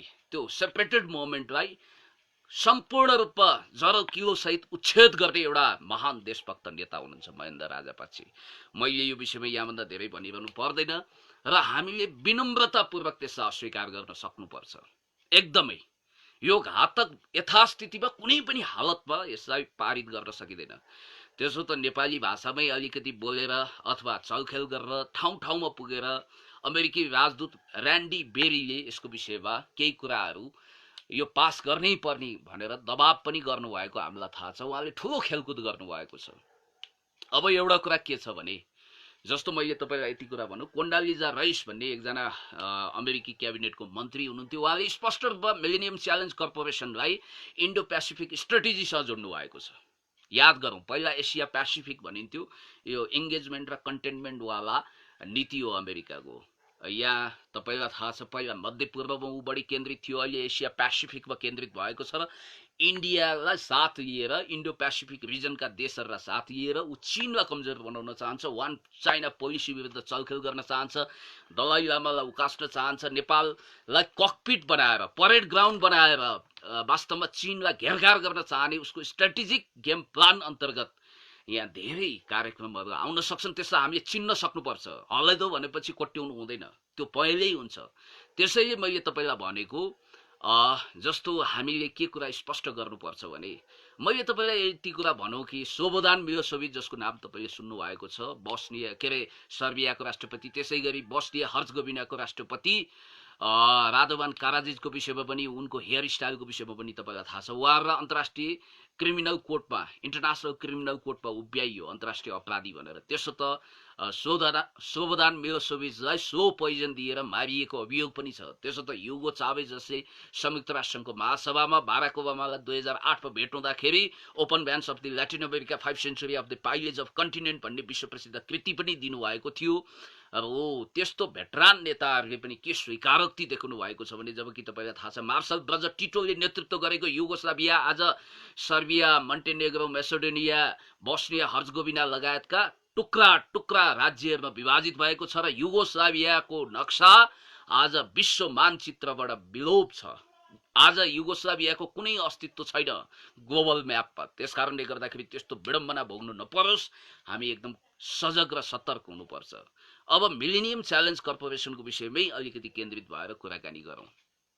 जस्तो कि तपाईँलाई थाहा छ, पाइरेट्स एन्ड इम्पेरियर न्यू एन्ड ओल्डका लेखक नोम चोम्स्की, जसले मिडिया कन्ट्रोल र अन्डरस्ट्यान्डिङ पावर जस्ता विश्वप्रसिद्ध कृतिहरू लेख्नु भएको छ, उहाँले स्पष्ट रूपमा भन्नुभएको छ अमेरिका एउटा वार कन्ट्री हो, उसको इकोनोमी भनेको वार इकोनोमी हो। अमेरिकाले युद्धलाई विश्वभरि प्रोजेक्टको रूपमा अगाडि बढाउँछ र युद्ध मार्फतै उसले आफ्नो हेजिमोनी, आफ्नो वैश्विक वर्चस्व, ग्लोबल हेजिमोनी कायम गर्न चाहन्छ। यो त स्पष्ट कुरा हो, किनभने अमेरिकालाई जति युद्ध हो त्यति हतियार बेच्न पाउँछ, त्यति फाइदा हुन्छ। जो तपाईँले पढ्नु भएको छ, once upon a time Bill क्लिन्टनको फाइनेन्सियल एडभाइजर हुनुभएको नोबेल पुरस्कार विजेता जोसेफ स्टिग्लिज, जसले स्पष्ट रूपमा भन्नुभएको छ 3 ट्रिलियन डलर र द प्राइस अफ इनइक्वालिटीको लेखक जोसेफ स्टिग्लिज, उहाँले प्रष्ट रूपमा भन्नुभएको छ। तपाईँले यहाँ मेरो लाइब्रेरीमा पनि देख्न सक्नुहुन्छ, धेरै किताबहरू छन्। यसलाई फेरि पनि म देखाउँला साथीहरू, अहिले प्राविधिक रूपमा मैले देखाउन सकिनँ र ती किताबहरू मसँग छन्, हामीले पढेका छौँ। मभन्दा धेरै अध्ययनशील तपाईँहरू हुनुहुन्छ, तपाईँले बुझ्नु भएको छ र स्पष्ट रूपमा उहाँले भनेको कुरालाई हामीले भुल्नु हुँदैन। अमेरिका कुनै दयाको सागर, दयावन्त भएर, गुणग्राही भएर, हाम्रो समस्या देखेर एकदमै भावुक भएर यहाँ आएको हो कि नेपालीको दुःख दर्द देख्नै नसकेर मानवीय भावनाले ओतप्रोत भएर त्यस ढङ्गले देवदूत बनेर आउन खोजेको हो कि के हो त? यथार्थ त्यो हो त होइन। जबकि तपाईँलाई थाहा छ पेरुमा एकजना अत्यन्तै होनार विद्वान माओवादी नेता हुनुहुन्थ्यो। माओवादी विद्रोह सुरु भयो त्यहाँ, साइनिङ पाथको विद्रोह। साइनिङ पाथको सबैभन्दा राम्रो नेता हुनुहुन्थ्यो, सबैभन्दा उच्च नेता हुनुहुन्थ्यो गोन्जालो, अभिमाल गोन्जालो। गोन्जालोलाई दमन गर्नको लागि जापानी मूलका राष्ट्रपति फुजिमोरी, अल्बर्टो फुजिमोरीलाई के सहयोग गर्ने अमेरिकाले? सबै कुरो दियो, साम दाम दण्ड भेद नीति सबै लागू गरियो। जबकि तपाईँलाई थाहा छ त्यहाँ के गरिएन। पछि के भयो भने जब त्यो त्यहाँ पेरुको माओवादी आन्दोलन साइनिङ पाथमा दमन गरियो, जब गोन्जालोलाई त्यहाँ कुनै 20-30 वर्षको होइन, सयौं वर्षको सजाय तोकिएको छ, उहाँलाई आजीवन कारावासमा हालियो। त्यसपछि फुजिमोरीको कठालो समेत उसले समायो। ऊ त भस्मासुर जस्तो हो, आफै आशीर्वाद दिन्छ, आफै समाप्त गर्छ। त्यसरी उसले गोन्जालोलाई पनि समाप्त गर्यो। अनि त्यसपछि अल्बर्टो फुजिमोरीको पनि पतनको पटकथा ऊ आफैले लेख्यो, कठालो करापझ्याप समाएर। अनि त्यसपछि मानवाधिकारको नाउँमा, देशद्रोही भएको नाउँमा लगेर जेल हालिदियो। पनामाको नोरेगाको विषयमा तपाईँलाई थाहा छ, नोरेगालाई उसैले काखपल्टामा लुटपुट्याएर हुर्का लाड प्यार दियो। आखिर नोरेगाको स्थिति के हो? उसलाई करापझ्याप बनाएर हेलिकप्टरमा राखेर इन्टरनेसनल क्रिमिनल कोर्टमा पुर्याइयो। त्यति मात्रै होइन, तपाईँलाई थाहा छ कर्नल गद्दाफी माथि समेत त्यो खालको चलखेल भएको थियो। यो कुरा विश्व इतिहास पढ्नेले, लिबियाको इतिहास पढ्नेले कमसेकम बुझ्दछ। इरान विरुद्ध इराकलाई र इराकका तत्कालीन राष्ट्रपति सद्दाम हुसेनलाई उसले ट्रेन गरेको होइन र, उसले सहयोग गरेको होइन र? पछि सोभियत युनियन, अहिलेको रुस, तत्कालीन सोभियत युनियनको मिखाइल गोर्बाचोभदेखि पुटिनसम्म अन्तरङ्ग सम्बन्ध राखे भनेर। अनि बोरिस एल्सिनसँगको सम्बन्धको कारणले त्यही सद्दाम हुसेनलाई पछि आतंककारी जस्तो बनाएर सखाप पारेको थियो, इराक हानेको थियो। नुरी अल मलिकीले धेरै कुरा भन्नुभएको छ यस विषयमा। त्यति मात्रै होइन, मुजाहिद्दिन जस्ता छापमार समूह, अल कायदा जस्तो समूह जन्माउनको लागि पनि कतिपयले त अब आइएसआइएस पनि अमेरिकी प्रेरणामै जन्मिएको भनेर भनिरहेका छन्। तत्कालीन सोभियत युनियनको वर्चस्वलाई समाप्त पार्नको लागि बिन लादेन जस्तो खतरनाक टेररिस्टलाई पनि उसैले जन्मायो र उसैले समाप्त गरिदियो। आफै बोक्सी आफै धामी, यस्तो खालको नीति हुन्छ उसको। उसले एक तीरले अनेक शिकार गरिरहेको हुन्छ। त्यसकारण अमेरिका भनेको एउटा वारलड कन्ट्री हो। स्ट्रेटेजिक ढङ्गले हेर्छ उसले, सयौं वर्ष पछाडिको सोच राखेको हुन्छ। अब यदि अमेरिका साँच्चै नेपालको सहयोगमा उत्रिएको हो, साँच्चै ऊ हृदयदेखि नै नेपालीहरूको गरिबी बेरोजगारी देखेर पीडित भएको अथवा एकदम दयावन्त भएको र नेपालको विकास र समृद्धिको लागि सच्चा दिलले ऊ आएको हो भने उसले तपाईलाई थाहा छ संयुक्त राष्ट्र संघले एउटा सस्टेनेबल दिगो विकास सम्बन्धी एउटा परियोजना अगाडि बढाएको छ। सस्टेनेबल डेभलपमेन्ट गोल भनिन्छ जसलाई दिगो विकास लक्ष्य। दिगो विकास लक्ष्य अन्तर्गत त्यही परियोजनामा सहयोग गरे हुँदैन थियो। संयुक्त राष्ट्र संघले सस्टेनेबल डेभलपमेन्ट गोलको प्रोजेक्ट अगाडि सारेको छ। मिलेनियम च्यालेन्ज कर्पोरेसन अन्तर्गतको पैसालाई त्यही पनि त उसले राख्न सक्थ्यो। त्यही मार्फत लगानी गरिदिएको भए त नेपालको सार्वभौम सत्ता सम्बन्धी, नेपालको संविधान विरोधी यी प्रावधानहरू हुँदैन थिए र मजाले विकास परियोजना पनि अगाडि बढ्थ्यो होला नि त। त्यसो किन गरिएन? हो, गाठी रहस्यमय पहेँली मिस्ट्री यही लुकेको छ। अनि अर्को कुरा, हामी नेपालीहरू त्यति गरिब छैनौँ, हामी भिखमङ्गा होइनौँ, हामी कायर होइनौँ, लाक्षी होइनौँ, हामी पैसाको लागि मरियत्ते गर्दैनौँ, र्याल चुहाउँदैनौँ, आफ्नो सार्वभौम सत्ता संविधान राष्ट्रिय सुरक्षालाई दाउमा लगाउँदैनौँ, हामी हार्नी घोडामा बाजी लगाउँदैनौँ। त्यस कारणले गर्दाखेरि याद गरे हुन्छ, नेपालीहरूले पनि विश्व परिस्थिति बुझेका छन्, अन्तर्राष्ट्रिय राजनीति बुझेका छन्, अध्ययन गरेका छन्। हामी 56 अर्ब नेपाली रुपियाँ अर्थात् 50 करोड अमेरिकी डलरको लागि सार्वभौम सत्तालाई दाउमा किमार्थ राख्दैनौँ, हामी गुन्द्रुकको झोलमा इज्जत फ्याँक्दैनौँ। कमसेकम अमेरिकाले 50 अर्ब अमेरिकी डलरको प्रोजेक्ट अगाडि सार्न सक्थ्यो नि। ऊ जस्तो धनकुबेर देश चीनपछि अहिले सबभन्दा बढी पैसा उसैसँग छ, त्यो किन गरेन? हो, तर हामी भन्छौँ 50 खर्ब डलर आए पनि हाम्रो सार्वभौम सत्ता, हाम्रो संविधान, हाम्रो राष्ट्रिय सुरक्षा विरुद्ध त्यो लगानी आउँछ भने त्यो हामी स्वीकार गर्दैनौँ।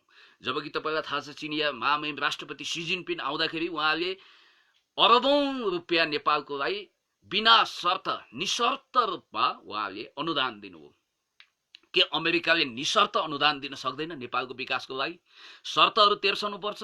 अनि शर्तहरू पनि त्यस्ता छन् जुन तपाईँले कुनै पनि हालतमा स्वीकार्न सक्नुहुन्न। के छन् त त्यस्ता शर्तहरू?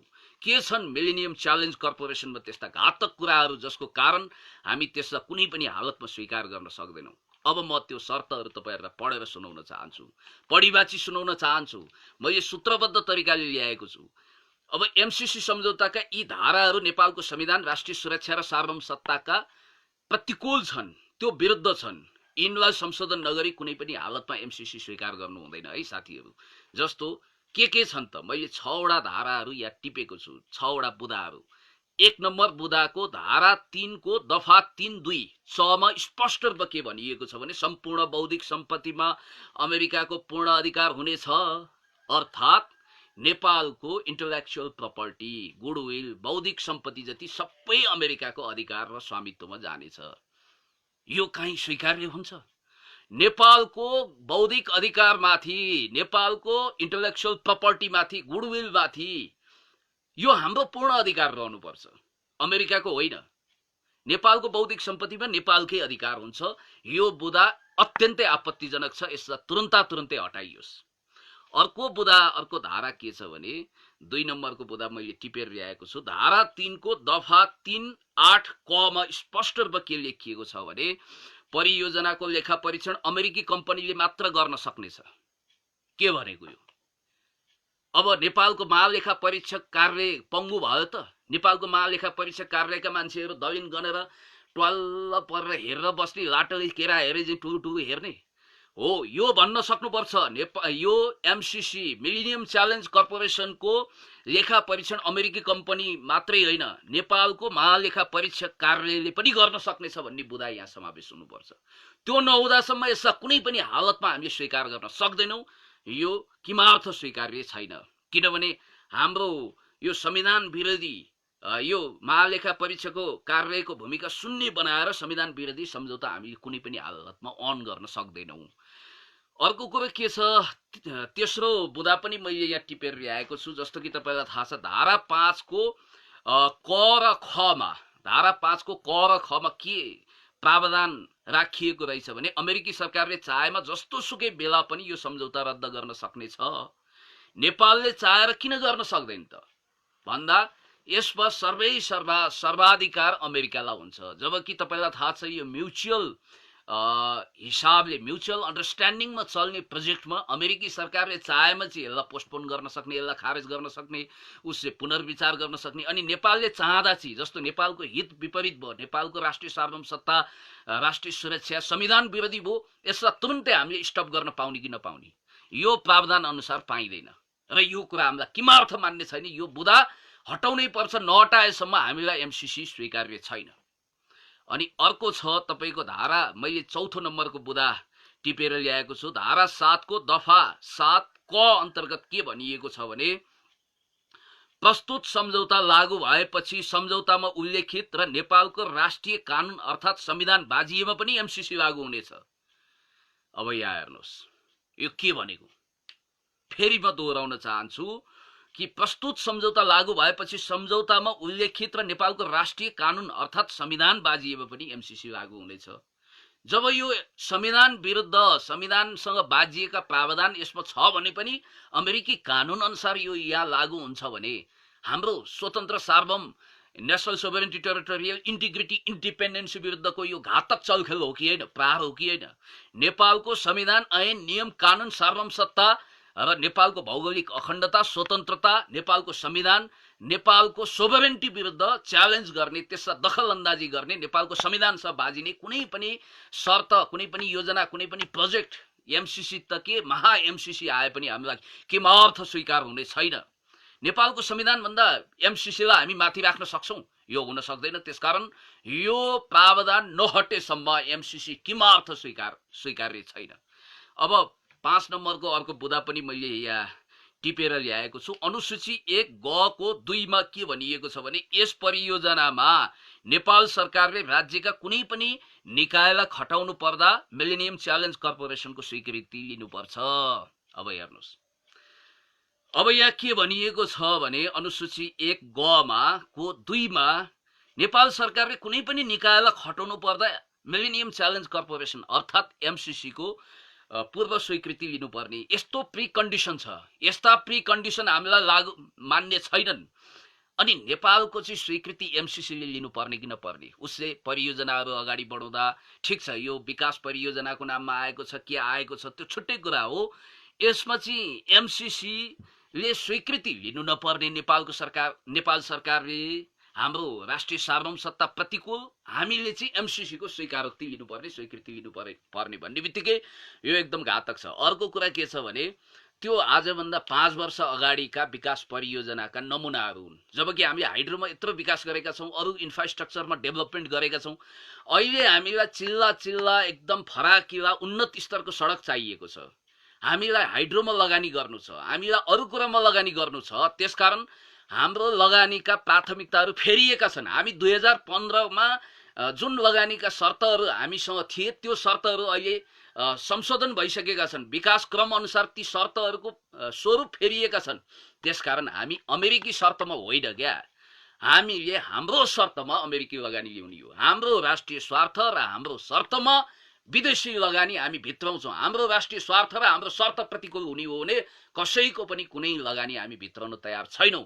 र विकासका परियोजनाका प्राथमिकताहरू फेरि हामीलाई सडकको लागि, इन्फ्रास्ट्रक्चरको लागि, हेल्थ एन्ड एजुकेसन सेक्टरमा लगानी चाहियो।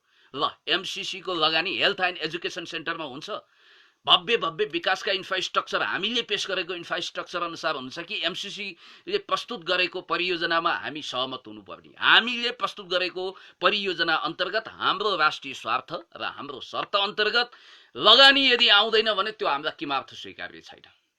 अनि अर्को कुरा छ, जस्तो कि म भन्न चाहन्छु 56 अर्बले गर्दा नेपालको विकास लगानी, विकास प्रक्रिया अवरुद्ध भएको, समृद्ध नेपाल, सुखी जनता को मान्यतालाई लागू गर्न अब्स्ट्राकल आएको अथवा यो कोरोना र लकडाउनको कारण हाम्रो आर्थिक लाइफलाइनमा ठूलो क्षति क्याजुअलिटी भएको हो भने र 56 अर्बले विकासको काम अड्किएको हो भने यसो गरियोस् न त।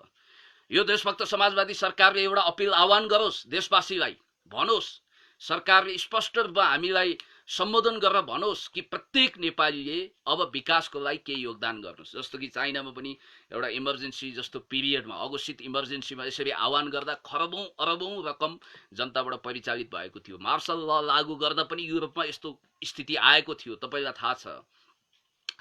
त्यसकारण मार्शल प्लान लागू गर्दा विकास, जबकि सेकेन्ड वर्ल्ड वार पछि युरोपले काँचोली फेर्ने बेलामा मार्शल प्लान लागू गरिएको छ त्यहाँ विकासको। र अहिले आह्वान गर्यो भने म जस्तो मानिस जो ह्यान्ड टु माउथको प्रब्लम फेस गरिरहेको छु, ताउलो बजाउलो पकाउनु पनि स्ट्रगल गरिरहेको छु, हामी वर्गका मान्छे, इभन मैले मेरो बारेमा भनौँ, म समेत सरकारलाई एक छाक खाएर भने पनि 10,000 रुपियाँ मेरो तर्फबाट दिन तयार छु। अब गणना गर्नु, 3.5 करोड लगभग जनसङ्ख्या भइसकेको छ। यदि सरकारले आह्वान गर्छ भने पवित्र कामको लागि 1 करोड मान्छेले 5,000 रुपियाँ सहयोग गरे भने पनि राष्ट्रिय ढुकुटीमा कति हुन्छ? के विकासको लागि काम अड्किन्छ? न्यूनतम 5,000 भन्दैछु, 5 लाख 5 करोड पनि लगानी गर्नेछन्। ऋणपत्र जारी गरोस्, डिबेन्चरहरू जारी गरोस्, कति लगानी आउँछ। एनआरएनले कति धेरै लगानी गर्छन्। यहाँ मान्छेहरू लगानीका स्रोतहरू विकासका क्षेत्रहरू खोजिरहेका छन् जहाँ उनीहरू लगानी गर्न चाहन्छन्। त्यस्ता देशभक्त आदरणीय इमानदार व्यक्तित्वहरू हुनुहुन्छ, नेपालीहरू हुनुहुन्छ, उहाँहरूले लगानी गर्नुहुन्छ। अथवा हामीलाई अनुदान चाहियो भनेर हामीले आफ्नो विकासका कुराहरूलाई खाकाहरूलाई पेश गरेर मित्र राष्ट्र चीन लगायतका मित्र राष्ट्रहरूसँग यदि सरकारले अनुरोध गर्ने हो भने अरबौं अरब लगानी नेपालमा भित्रिन सक्छ। यसको लागि हामीले धेरै कोसिस गर्नु पर्दैन। अनुदान पनि आउँछ बिना शर्त, विदाउट प्री कन्डिसन हामीलाई सहयोग गर्नको लागि संसारभरि धेरै मित्र राष्ट्रहरू तयार हुनुहुन्छ। हामीले चाहिँ यस्तो कडा शर्तमा 56 अर्ब रुपियाँको लागि राष्ट्रिय सार्वभौमसत्ता, संविधान र हाम्रो राष्ट्रिय सुरक्षा र स्वतन्त्रतालाई दाउमा किमार्थ राख्न सक्दैनौँ, राख्नै हुँदैन साथीहरू। अब अर्को एउटा बुँदा पनि म तपाईलाई पढिबाची सुनाउन चाहन्छु। यो 6 नम्बरको अन्तिम बुँदा हो। अनुसूची 4 क मा नेपाल सरकारले एमसीसीलाई चित्त बुझ्ने योजना तयार गरी पठाउनु पर्छ भनिएको छ। हेर्नुहोस् है, नेपाल सरकारले मिलेनियम च्यालेन्ज कर्पोरेसनलाई चित्त बुझ्ने योजना तयार पारी पठाउनु पर्छ र यस्तो योजना भारत सरकारले समर्थन गरेको हुनुपर्छ भनेपछि योभन्दा घातक कुरा के हुन सक्छ? भारत स्वयं आफूले एमसीसी स्वीकार नगर्ने अनि इन्डो पेसिफिक स्ट्राटेजीको एउटा नेपाल हिस्सा बनोस् भनेर कन्फरेन्सी गरिरहने, अनि त्यसपछि नेपाल सरकारले मिलेनियम च्यालेन्ज कर्पोरेसन अर्थात् एमसीसीलाई एकदमै चित्तबुझ्दो योजना पेश गर्नुपर्ने, त्यो योजनाको खाका पेश गर्नुपर्ने र त्यसमा भारत सरकारको समर्थनको टाँचा लहाछाप चाहिने। उसले लहाछाप नलाइकन त्यो सदर नहुने भन्ने बित्तिकै नेपालको विकास परियोजना त भारतको मुठीमा जान्छ। भारतले जे चाहे त्यही हुन्छ। त्यसकारण हामी भारतको सैटेलाइट स्टेट वा क्लाइन्ट स्टेट होइनौँ, अमेरिकाको कुनै सैटेलाइट स्टेट पनि होइनौँ, कसै नियो कोलोनीको हामी दास पनि होइनौँ, कसैको बुटमुनि पनि छैनौँ। हामीलाई अमेरिकाले भारतको जुवामुनि नारिन दिएको निर्देशन हामी अवज्ञा गर्छौँ। हामीलाई यो किमार्थ स्वीकार्य छैन। त्यसकारणले गर्दाखेरि नेपालले बनाउने योजना नेपालको हित अनुकूल हुन्छ, नेपालको संविधान अनुकूल हुन्छ, नेपालको राष्ट्रिय सुरक्षा अनुकूल हुन्छ र यो कुनै तेस्रो कन्ट्रीको स्वीकृतिमा यहाँ लागू हुँदैन। खुर्क गएर भारतसँग फेरि अहिले कस्तो अवस्था छ? यो जब हामीले लिम्पियाधुरा, कालापानी, लिपु लेक सहितको महान नक्सा जारी गरिसकेपछि भारतले हामीलाई कुन आँखाले हेरिरहेको छ? यो कुरा पनि हामीले अन्तर्राष्ट्रिय राजनीति अध्ययन गर्ने, राष्ट्रिय राजनीतिको गहिराईपूर्वक अध्ययन गर्नेहरू, देशभक्तहरूले यो कुरा राम्ररी अन्दाज गर्न सक्छौँ नि त। त्यसकारण यति बेला हामीले पेश गरेको योजनालाई इन्डियाले स्वीकृति दिनुपर्ने, उसले लाछाप लगाउनु पर्ने। जुन प्रावधान एमसीसी को अनुसूची 4 क मा राखिएको छ यो कुनै पनि हालतमा खारेज योग्य छ। यो हामीलाई किमार्थ स्वीकार्य छैन। हाम्रो सार्वभौमसत्तालाई हामी भारतीय विस्तारवादको जुवामुनि नारिन दिदैनौँ। हामी कसैका दासानुदास, हनुमान दास, गुलाम वा त्यस खालको चरणदास पनि होइनौँ। त्यसकारण म भन्न चाहन्छु, यी असमान, यी घातक, यी राष्ट्र विरोधी, यी संविधान विरोधी, यो राष्ट्रिय सार्वभौमसत्ता विरोधी यी बुदाहरू नहटाएसम्म नेपालले खबरदार एमसीसी कुनै पनि हालतले पास गर्नु हुँदैन, गर्दैन। र नेकपा भित्र काफी हदसम्म छलफल भएको छ। देशभक्त समाजवादी नेकपाले यसको विषयमा एकदम गहिराईपूर्वक अध्ययन अनुसन्धान गरेको छ।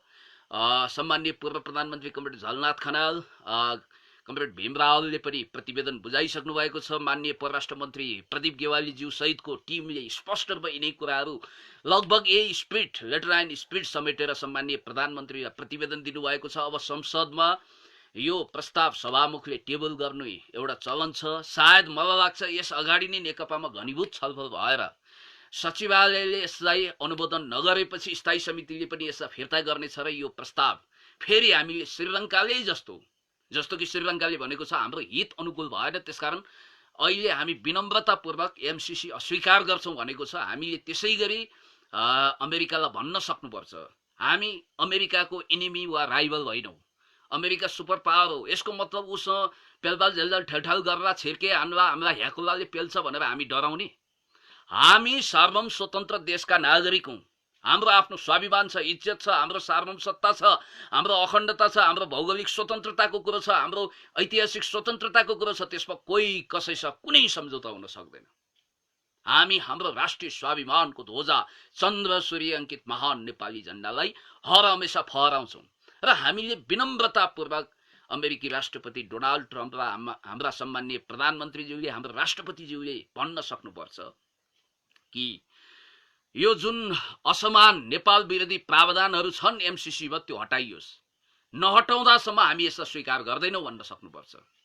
अब कतिपयले चाहिँ सम्पूर्ण अमेरिकी लगानी नेपालमा कहिले पनि आउन नदिने गरी खास गरी भारतीय विस्तारवादले छोडेका केही अरिङ्गालहरू, केही त्यस्ता खालका संदिग्ध रहस्यमय प्लास्टिक सर्जरी लगाएका मेकअप डेन्टिङ पेन्टिङ घसेकाहरूले एक खालको कन्स्पिरेसी पनि गरेका छन्। त्यसमा पनि हामी सावधान हुनु जरुरी छ।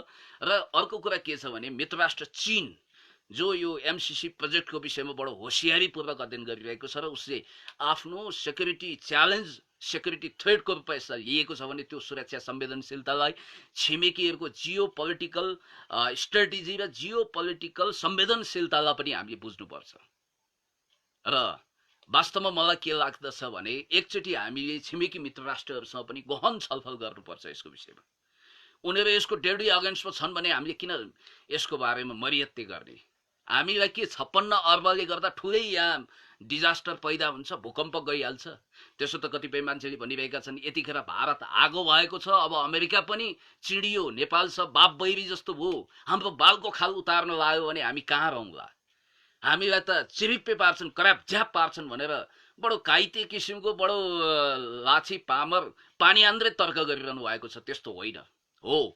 अब म अलिकति तपाईलाई के कुरा गर्न चाहन्छु भने भारत आगो भए पनि केही अछार्दैन, जबकि हामीले राष्ट्रिय स्वाभिमानको ध्वजालाई उच्च बनाएका छौँ। हामीले हाम्रो राष्ट्रिय सार्वभौमसत्ताको पक्षमा वकालत गरेका छौँ। हामीले लिम्पियाधुरा, कालापानी, लिपु लेक समेटिएको भूगोललाई नयाँ महान नक्सालाई प्रस्तुत गर्दा उसलाई 103 डिग्रीको हनहनी ज्वरो आउँछ, कोरोनाको बिरामी जस्तो छटपटाउँछ भने हामीले भन्नु केही पनि छैन। र मैले अब अलिकति यो विषयलाई अहिले यति नै भनौँ कि वास्तवमै यथास्थितिमा कुनै पनि हालतमा यी बुदाहरू सहितको एमसीसी स्वीकार गर्न सकिँदैन। नेकपाभित्र काफी छलफल भएको छ। नेपाली कांग्रेसको त के कुरा गर्ने? मैले अघि नै तपाईलाई भने मोर देन 90% शेरबहादुर देउवाजीले त आजै भोलि नै गरौँ किनभने मेरो पालामा त्यो सम्झौता भएको हो भनेर। अब हुन त उहाँको विवाह पनि तत्कालीन अमेरिकी राजदूत जुलिया चाङ ब्लकको मध्यस्थतामा भएको, अमेरिकासँग गहिरो हिमचिम भएको नेता उहाँ मानिनुहुन्छ। र भारत र अमेरिकाको पश्चिमा र भारतीय स्वार्थलाई हतपत कांग्रेसले अस्वीकार गर्दैन। यो कुरा पनि ओपन सेक्रेट जस्तै हो। र खास गरी अहिले अलिकति स्टन्ट गरेर चर्चामा आएका गगन थापा र विश्वप्रकाश शर्माहरू पनि एमसीसी पास गराउन कुनै पनि बुदा शर्त फेर्नु पर्दैन, हामीलाई हुबहु मन्जुर छ, हाम्रो सार्वभौमसत्ता, हाम्रो अखण्डता, हाम्रो राष्ट्रिय सुरक्षामा दखलअन्दाजी भए हुन्छ, मिलेनियम च्यालेन्ज कर्पोरेसन अर्थात् एमसीसी जिन्दाबाद, यो कुनै पनि हालतमा पास गर्नुपर्छ भनेर हापझाप गरेर मरिहत्ते गरेर गगनजी र विश्वप्रकाशजीहरू 12 हाते पटुकी कसेर मैदानमा आउनुभएको छ।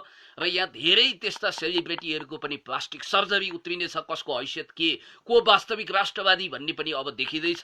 त्यसैले म भन्न चाहन्छु सम्माननीय प्रधानमन्त्रीज्यू लगायत, हुन त त्यसो त अस्ति सम्माननीय पूर्व प्रधानमन्त्री कमरेड माधव कुमार नेपालले पनि यो बुदाहरू एमेन्डमेन्ट हुनुपर्छ, संशोधन हुनुपर्छ, नभएमा यसलाई पास गर्नु हुँदैन भनेर स्पष्ट रूपमा भन्नुभएको छ। सम्माननीय प्रधानमन्त्रीज्यूले पनि यसको विषयमा रिकन्सिडर गर्नुहुनेछ भन्ने मैले पुरा आश लिएको छु। सम्माननीय प्रधानमन्त्री कमरेड केपी शर्मा ओलीज्यूले एउटा महान ऐतिहासिक नक्सा जारी गरेर जुन ढङ्गको एउटा महान राष्ट्रवादी देशभक्त छवि बनाउनु भएको छ, खास गरी सम्माननीय पूर्व प्रधानमन्त्री कमरेड माधव कुमार नेपाल, श्रद्धेय अध्यक्ष कमरेड प्रचण्ड, जो सम्माननीय पूर्व प्रधानमन्त्री हुनुहुन्छ कमरेड झलनाथ खनाल, सम्माननीय पूर्व प्रधानमन्त्री, त्यसै गरी हाम्रा दिग्गज नेताहरू, देशभक्त नेपाली नागरिक, हाम्रो पार्टी बाहिरका पनि 101 होनहार देशभक्त महान नेपाली जनताहरू, उहाँहरूको साथ र सहयोगले यो नक्सा जारी गरिएको छ। र यो इतिहासकै सर्वोत्कृष्ट उपलब्धिको रूपमा यसलाई हामीले अन्तर्राष्ट्रिय अदालतसम्म गएर भने पनि, कूटनीतिक लडाईँ लडेर भए पनि जुनसुकै हालतमा यो नक्सालाई हामीले स्थापित गरेर कायम गरेर इतिहासमा एउटा गौरवशाली यो एउटा स्वीकृतिको रूपमा, गौरवशाली क्षणको रूपमा, गौरवशाली उपलब्धिको रूपमा यसलाई इन्कर्पोरेट गरेरै छाड्नेछौँ। मनसा वाचा कर्मणा हामीले शिरमा कफन बाँधेर हामी देशभक्तहरू जननी जन्मभूमि स्वर्गादपि गरिएसी mother and motherland are greater than हेभनको मान्यता अनुसार हामी अगाडि बढ्छौँ। अब अहिले तपाईँ हेर्नुहोस् न, अब यो निशान छाप संशोधन गर्नुपर्छ भनेर सरकारले एउटा प्रस्ताव संसदमा भरै भोलि पेश गर्दैछ।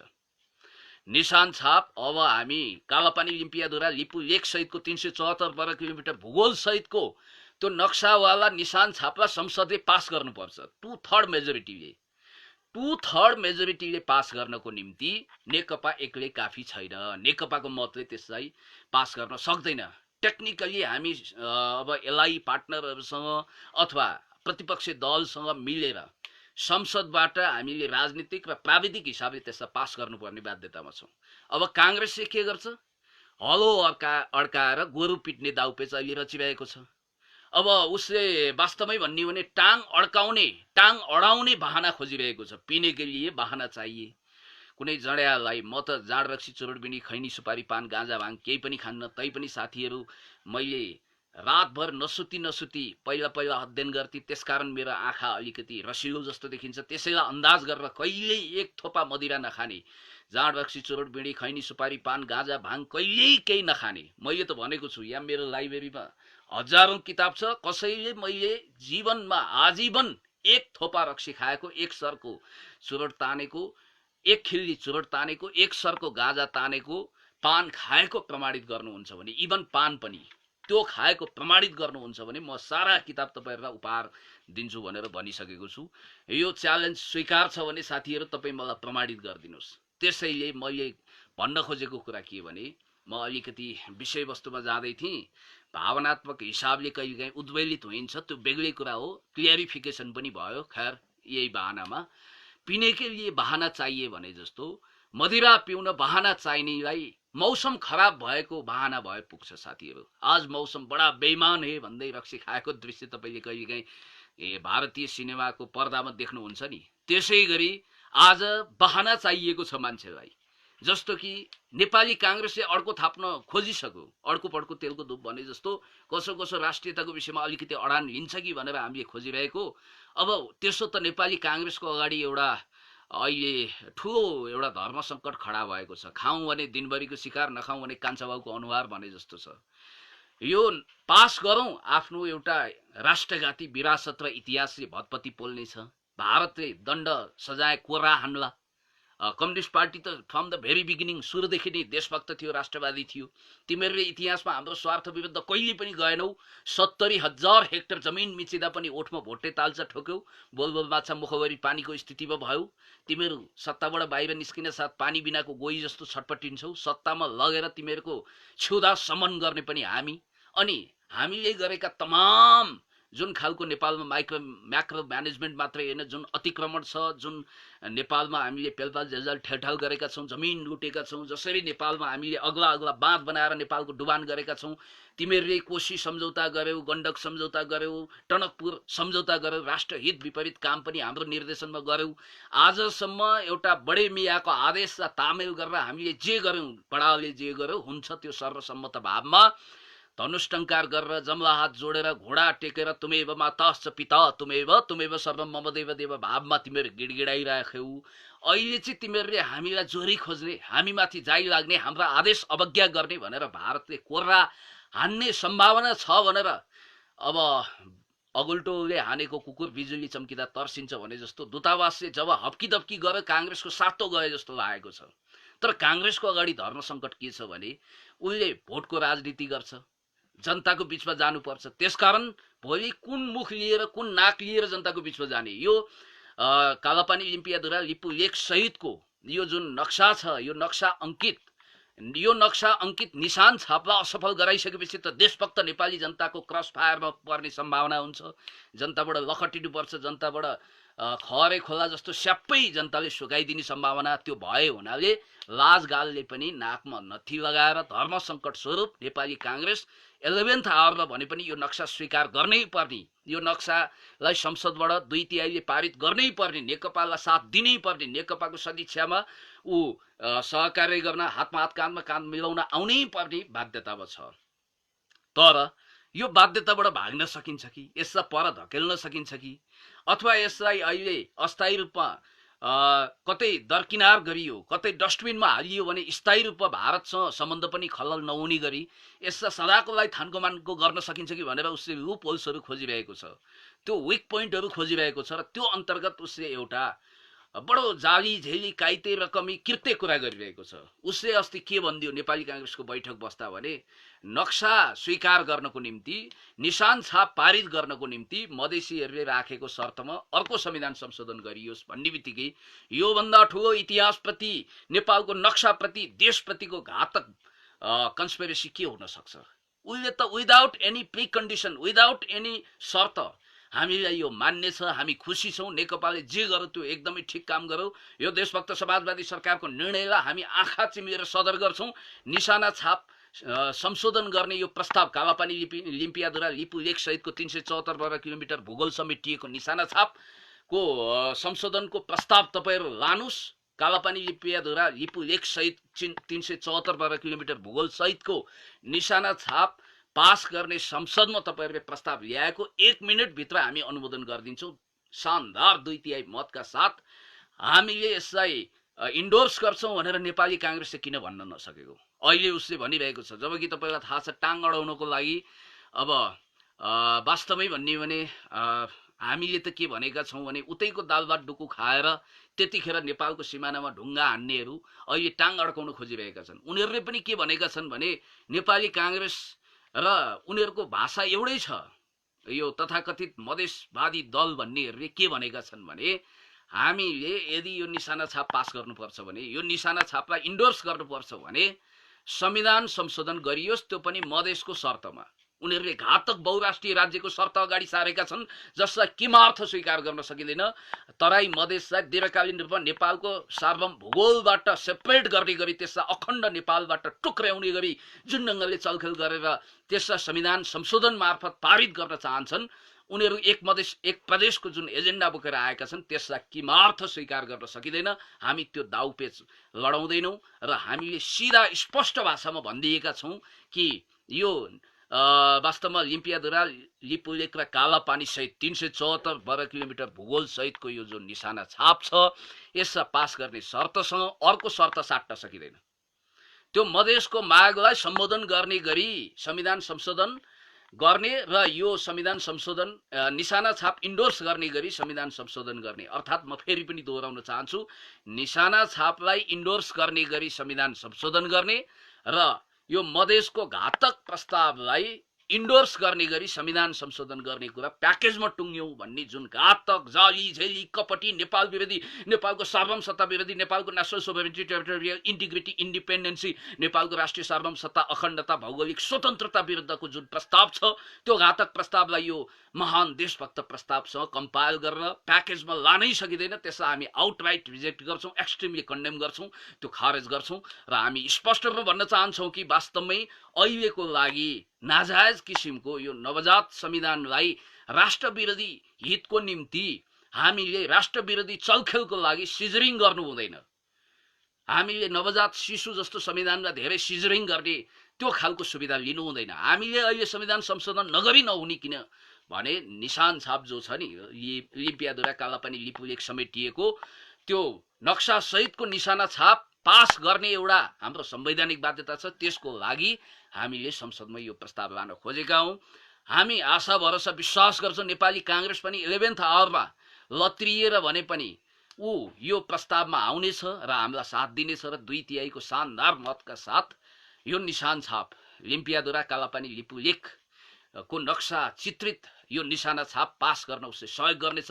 अब उसले सहयोग गरेन भने त एउटा कुरा स्पष्ट गरे हुन्छ, प्रजा परिषद देशभक्त भएको हुनाले देशी विदेशी प्रतिक्रियावादी षड्यन्त्रकारीहरूले त्यो महान प्रजातान्त्रिक दल जसले 7 सालको क्रान्तिको नेतृत्व गरेको थियो, टंक प्रसाद जस्ता नेपालका डाक्टर सन यात्सेन भनेर चिनिने त्यस्ता दिग्गज हस्तीलाई इतिहासमा दरकिनार गरेर डाइनोसर बनाएको थियो। यो नेपाली कांग्रेसको नियति च्याङकाई शेकको कोमिङताङ पार्टी जस्तो भएर पत्ता साफ हुनेछ। यो कुनै विद्वेष साधेको होइन। यदि अहिलेको निशाना छापलाई सदर गर्ने गरी नेपाली कांग्रेसले संसदमा नेकपा देशभक्त समाजवादी सरकारले प्रस्तुत गरेको प्रस्तावलाई इन्डोर्स गरेन भने हेर्दा हेर्दै यो दक्षिणपन्थी प्रतिक्रियावादी च्याङकाई शेकको पार्टी कोमिङताङ जस्तै भएर अथवा डाइनोसर भएर इतिहासको एउटा 7 पत्रे दुलोमा थन्कनेछ। यति भनिसकेपछि बुझ्नेलाई इशारा काफी भने जस्तो तपाईहरुले यो कुरा सबै कुरो थाहा पाइहाल्नुभयो। मैले योभन्दा बढी नभनौँ र आशा भरोसा विश्वास गरौँ कि छिटोभन्दा छिटो संसदले कालापानी लिम्पियाद्वारा लिपु लेक समेटिएको 374 वर्ग किलोमिटरको भूगोललाई अनुमोदन गर्ने यो निशाना छापलाई संसदको 2/3 बहुमतले पास गर्नेछ र नेपाली जनताले इतिहासमा एउटा अत्यन्तै महान कार्य गरेको, संसदले महान कार्य गरेको भनेर प्रशंसा गर्नेछन्। हामी यसको आशा भरोसा विश्वासमा छौँ।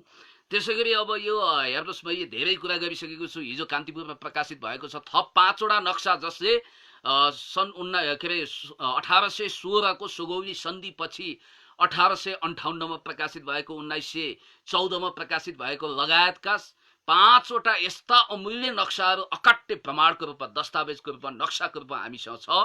जस्तो कि अमेरिकी library of Congress, British museum library सबैमा सुरक्षित छ। हाम्रो परराष्ट्र मन्त्रालयमा पनि सुरक्षित छ।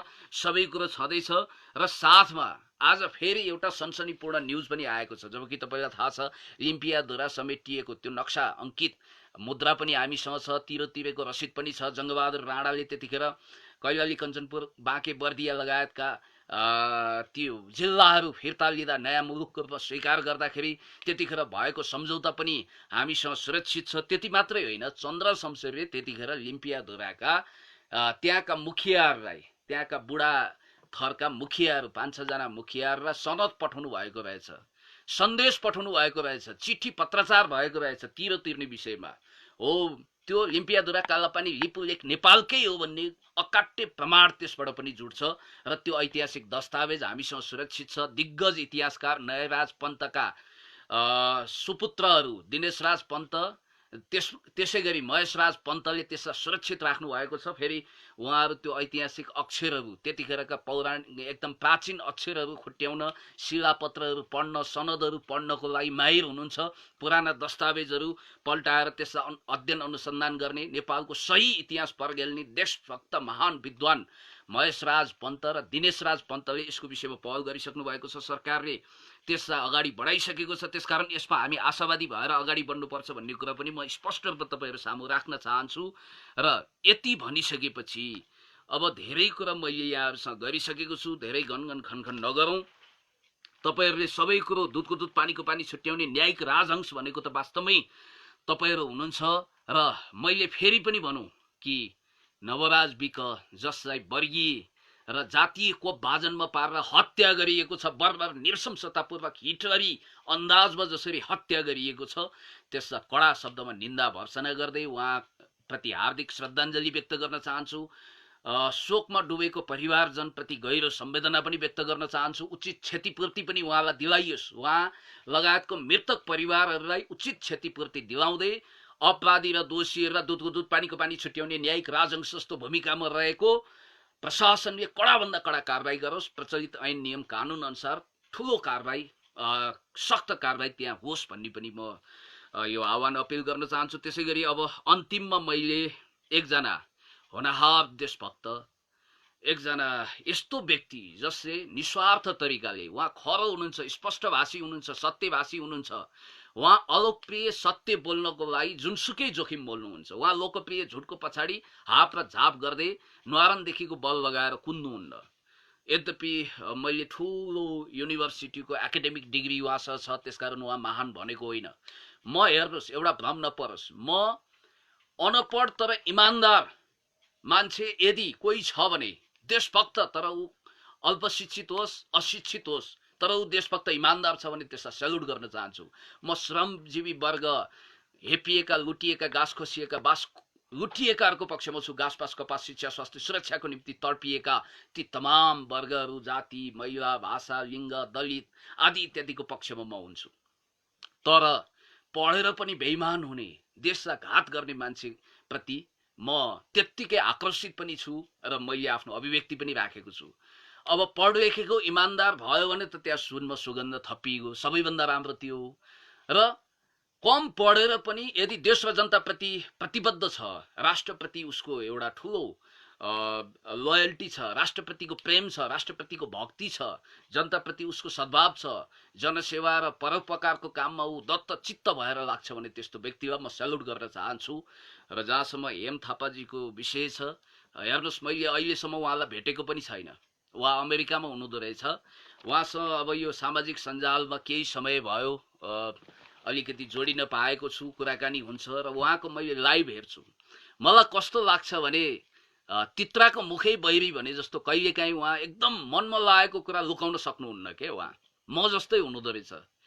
अब मनको बहलाई बाँधी नराख, गाँठो परिजालाई चट्ट फुकाइदेऊ भन्ने एउटा डेनी जम्पाको गीत तपाईँले सुन्नुभएको छ। जो मानिस वास्तवमै दिलको सफा हुन्छ नि, त्यो मान्छे कपटी हुँदैन। त्यसै श्रुति माधुर्य तरिकाले सत्य बोल प्रिय बोलको नाममा बडो एकदम कोकिल कण्ठी भएर श्रुति माधुर्य तरिकाले कर्णप्रिय तरिकाले बोल्न सक्दैन।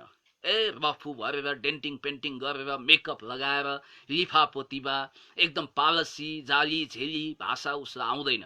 जे हो स्पष्ट रूपमा भनिदिन्छ र परिणामको विषयमा पनि धेरै सोच्दैन। जब आफू तपाईँ सत्य हुनुहुन्छ नि, जब कि सत्य भनेको एब्सोल्युट हुन्छ। तपाईँलाई म एउटा कुरा भनौँ, थ्योरी अफ रिलेटिभिटीको सिद्धान्त प्रतिपादन गर्ने, त्यो सूत्र प्रतिपादन गर्ने महान वैज्ञानिक अल्बर्ट आइन्स्टाइनले भन्नुभएको छ कि संसारमा मान्छेहरूले बोलेका र गरेका अथवा तपाईँले देखेको र सुनेको कुरा सम्पूर्ण सत्य हुन्छ भन्ने छैन। सत्य पनि त्यसलाई हामीले निरपेक्ष टर्ममा हेर्नु हुँदैन, त्यो हामीले सापेक्षिक रूपमा सत्यलाई स्वीकार गर्न सक्नुपर्छ। र सत्य भनेको कहिल्यै पनि निरपेक्ष हुँदैन। र तपाईँले आँखाले देखेको कुरा पनि झुट हुन सक्छ, तपाईँले कानले सुनेको कुरा पनि झुट हुन सक्छ। तपाईँको निम्ति कुनै कुरा सत्य हुन्छ, कसैको लागि त्यही कुरा झुट हुन सक्छ।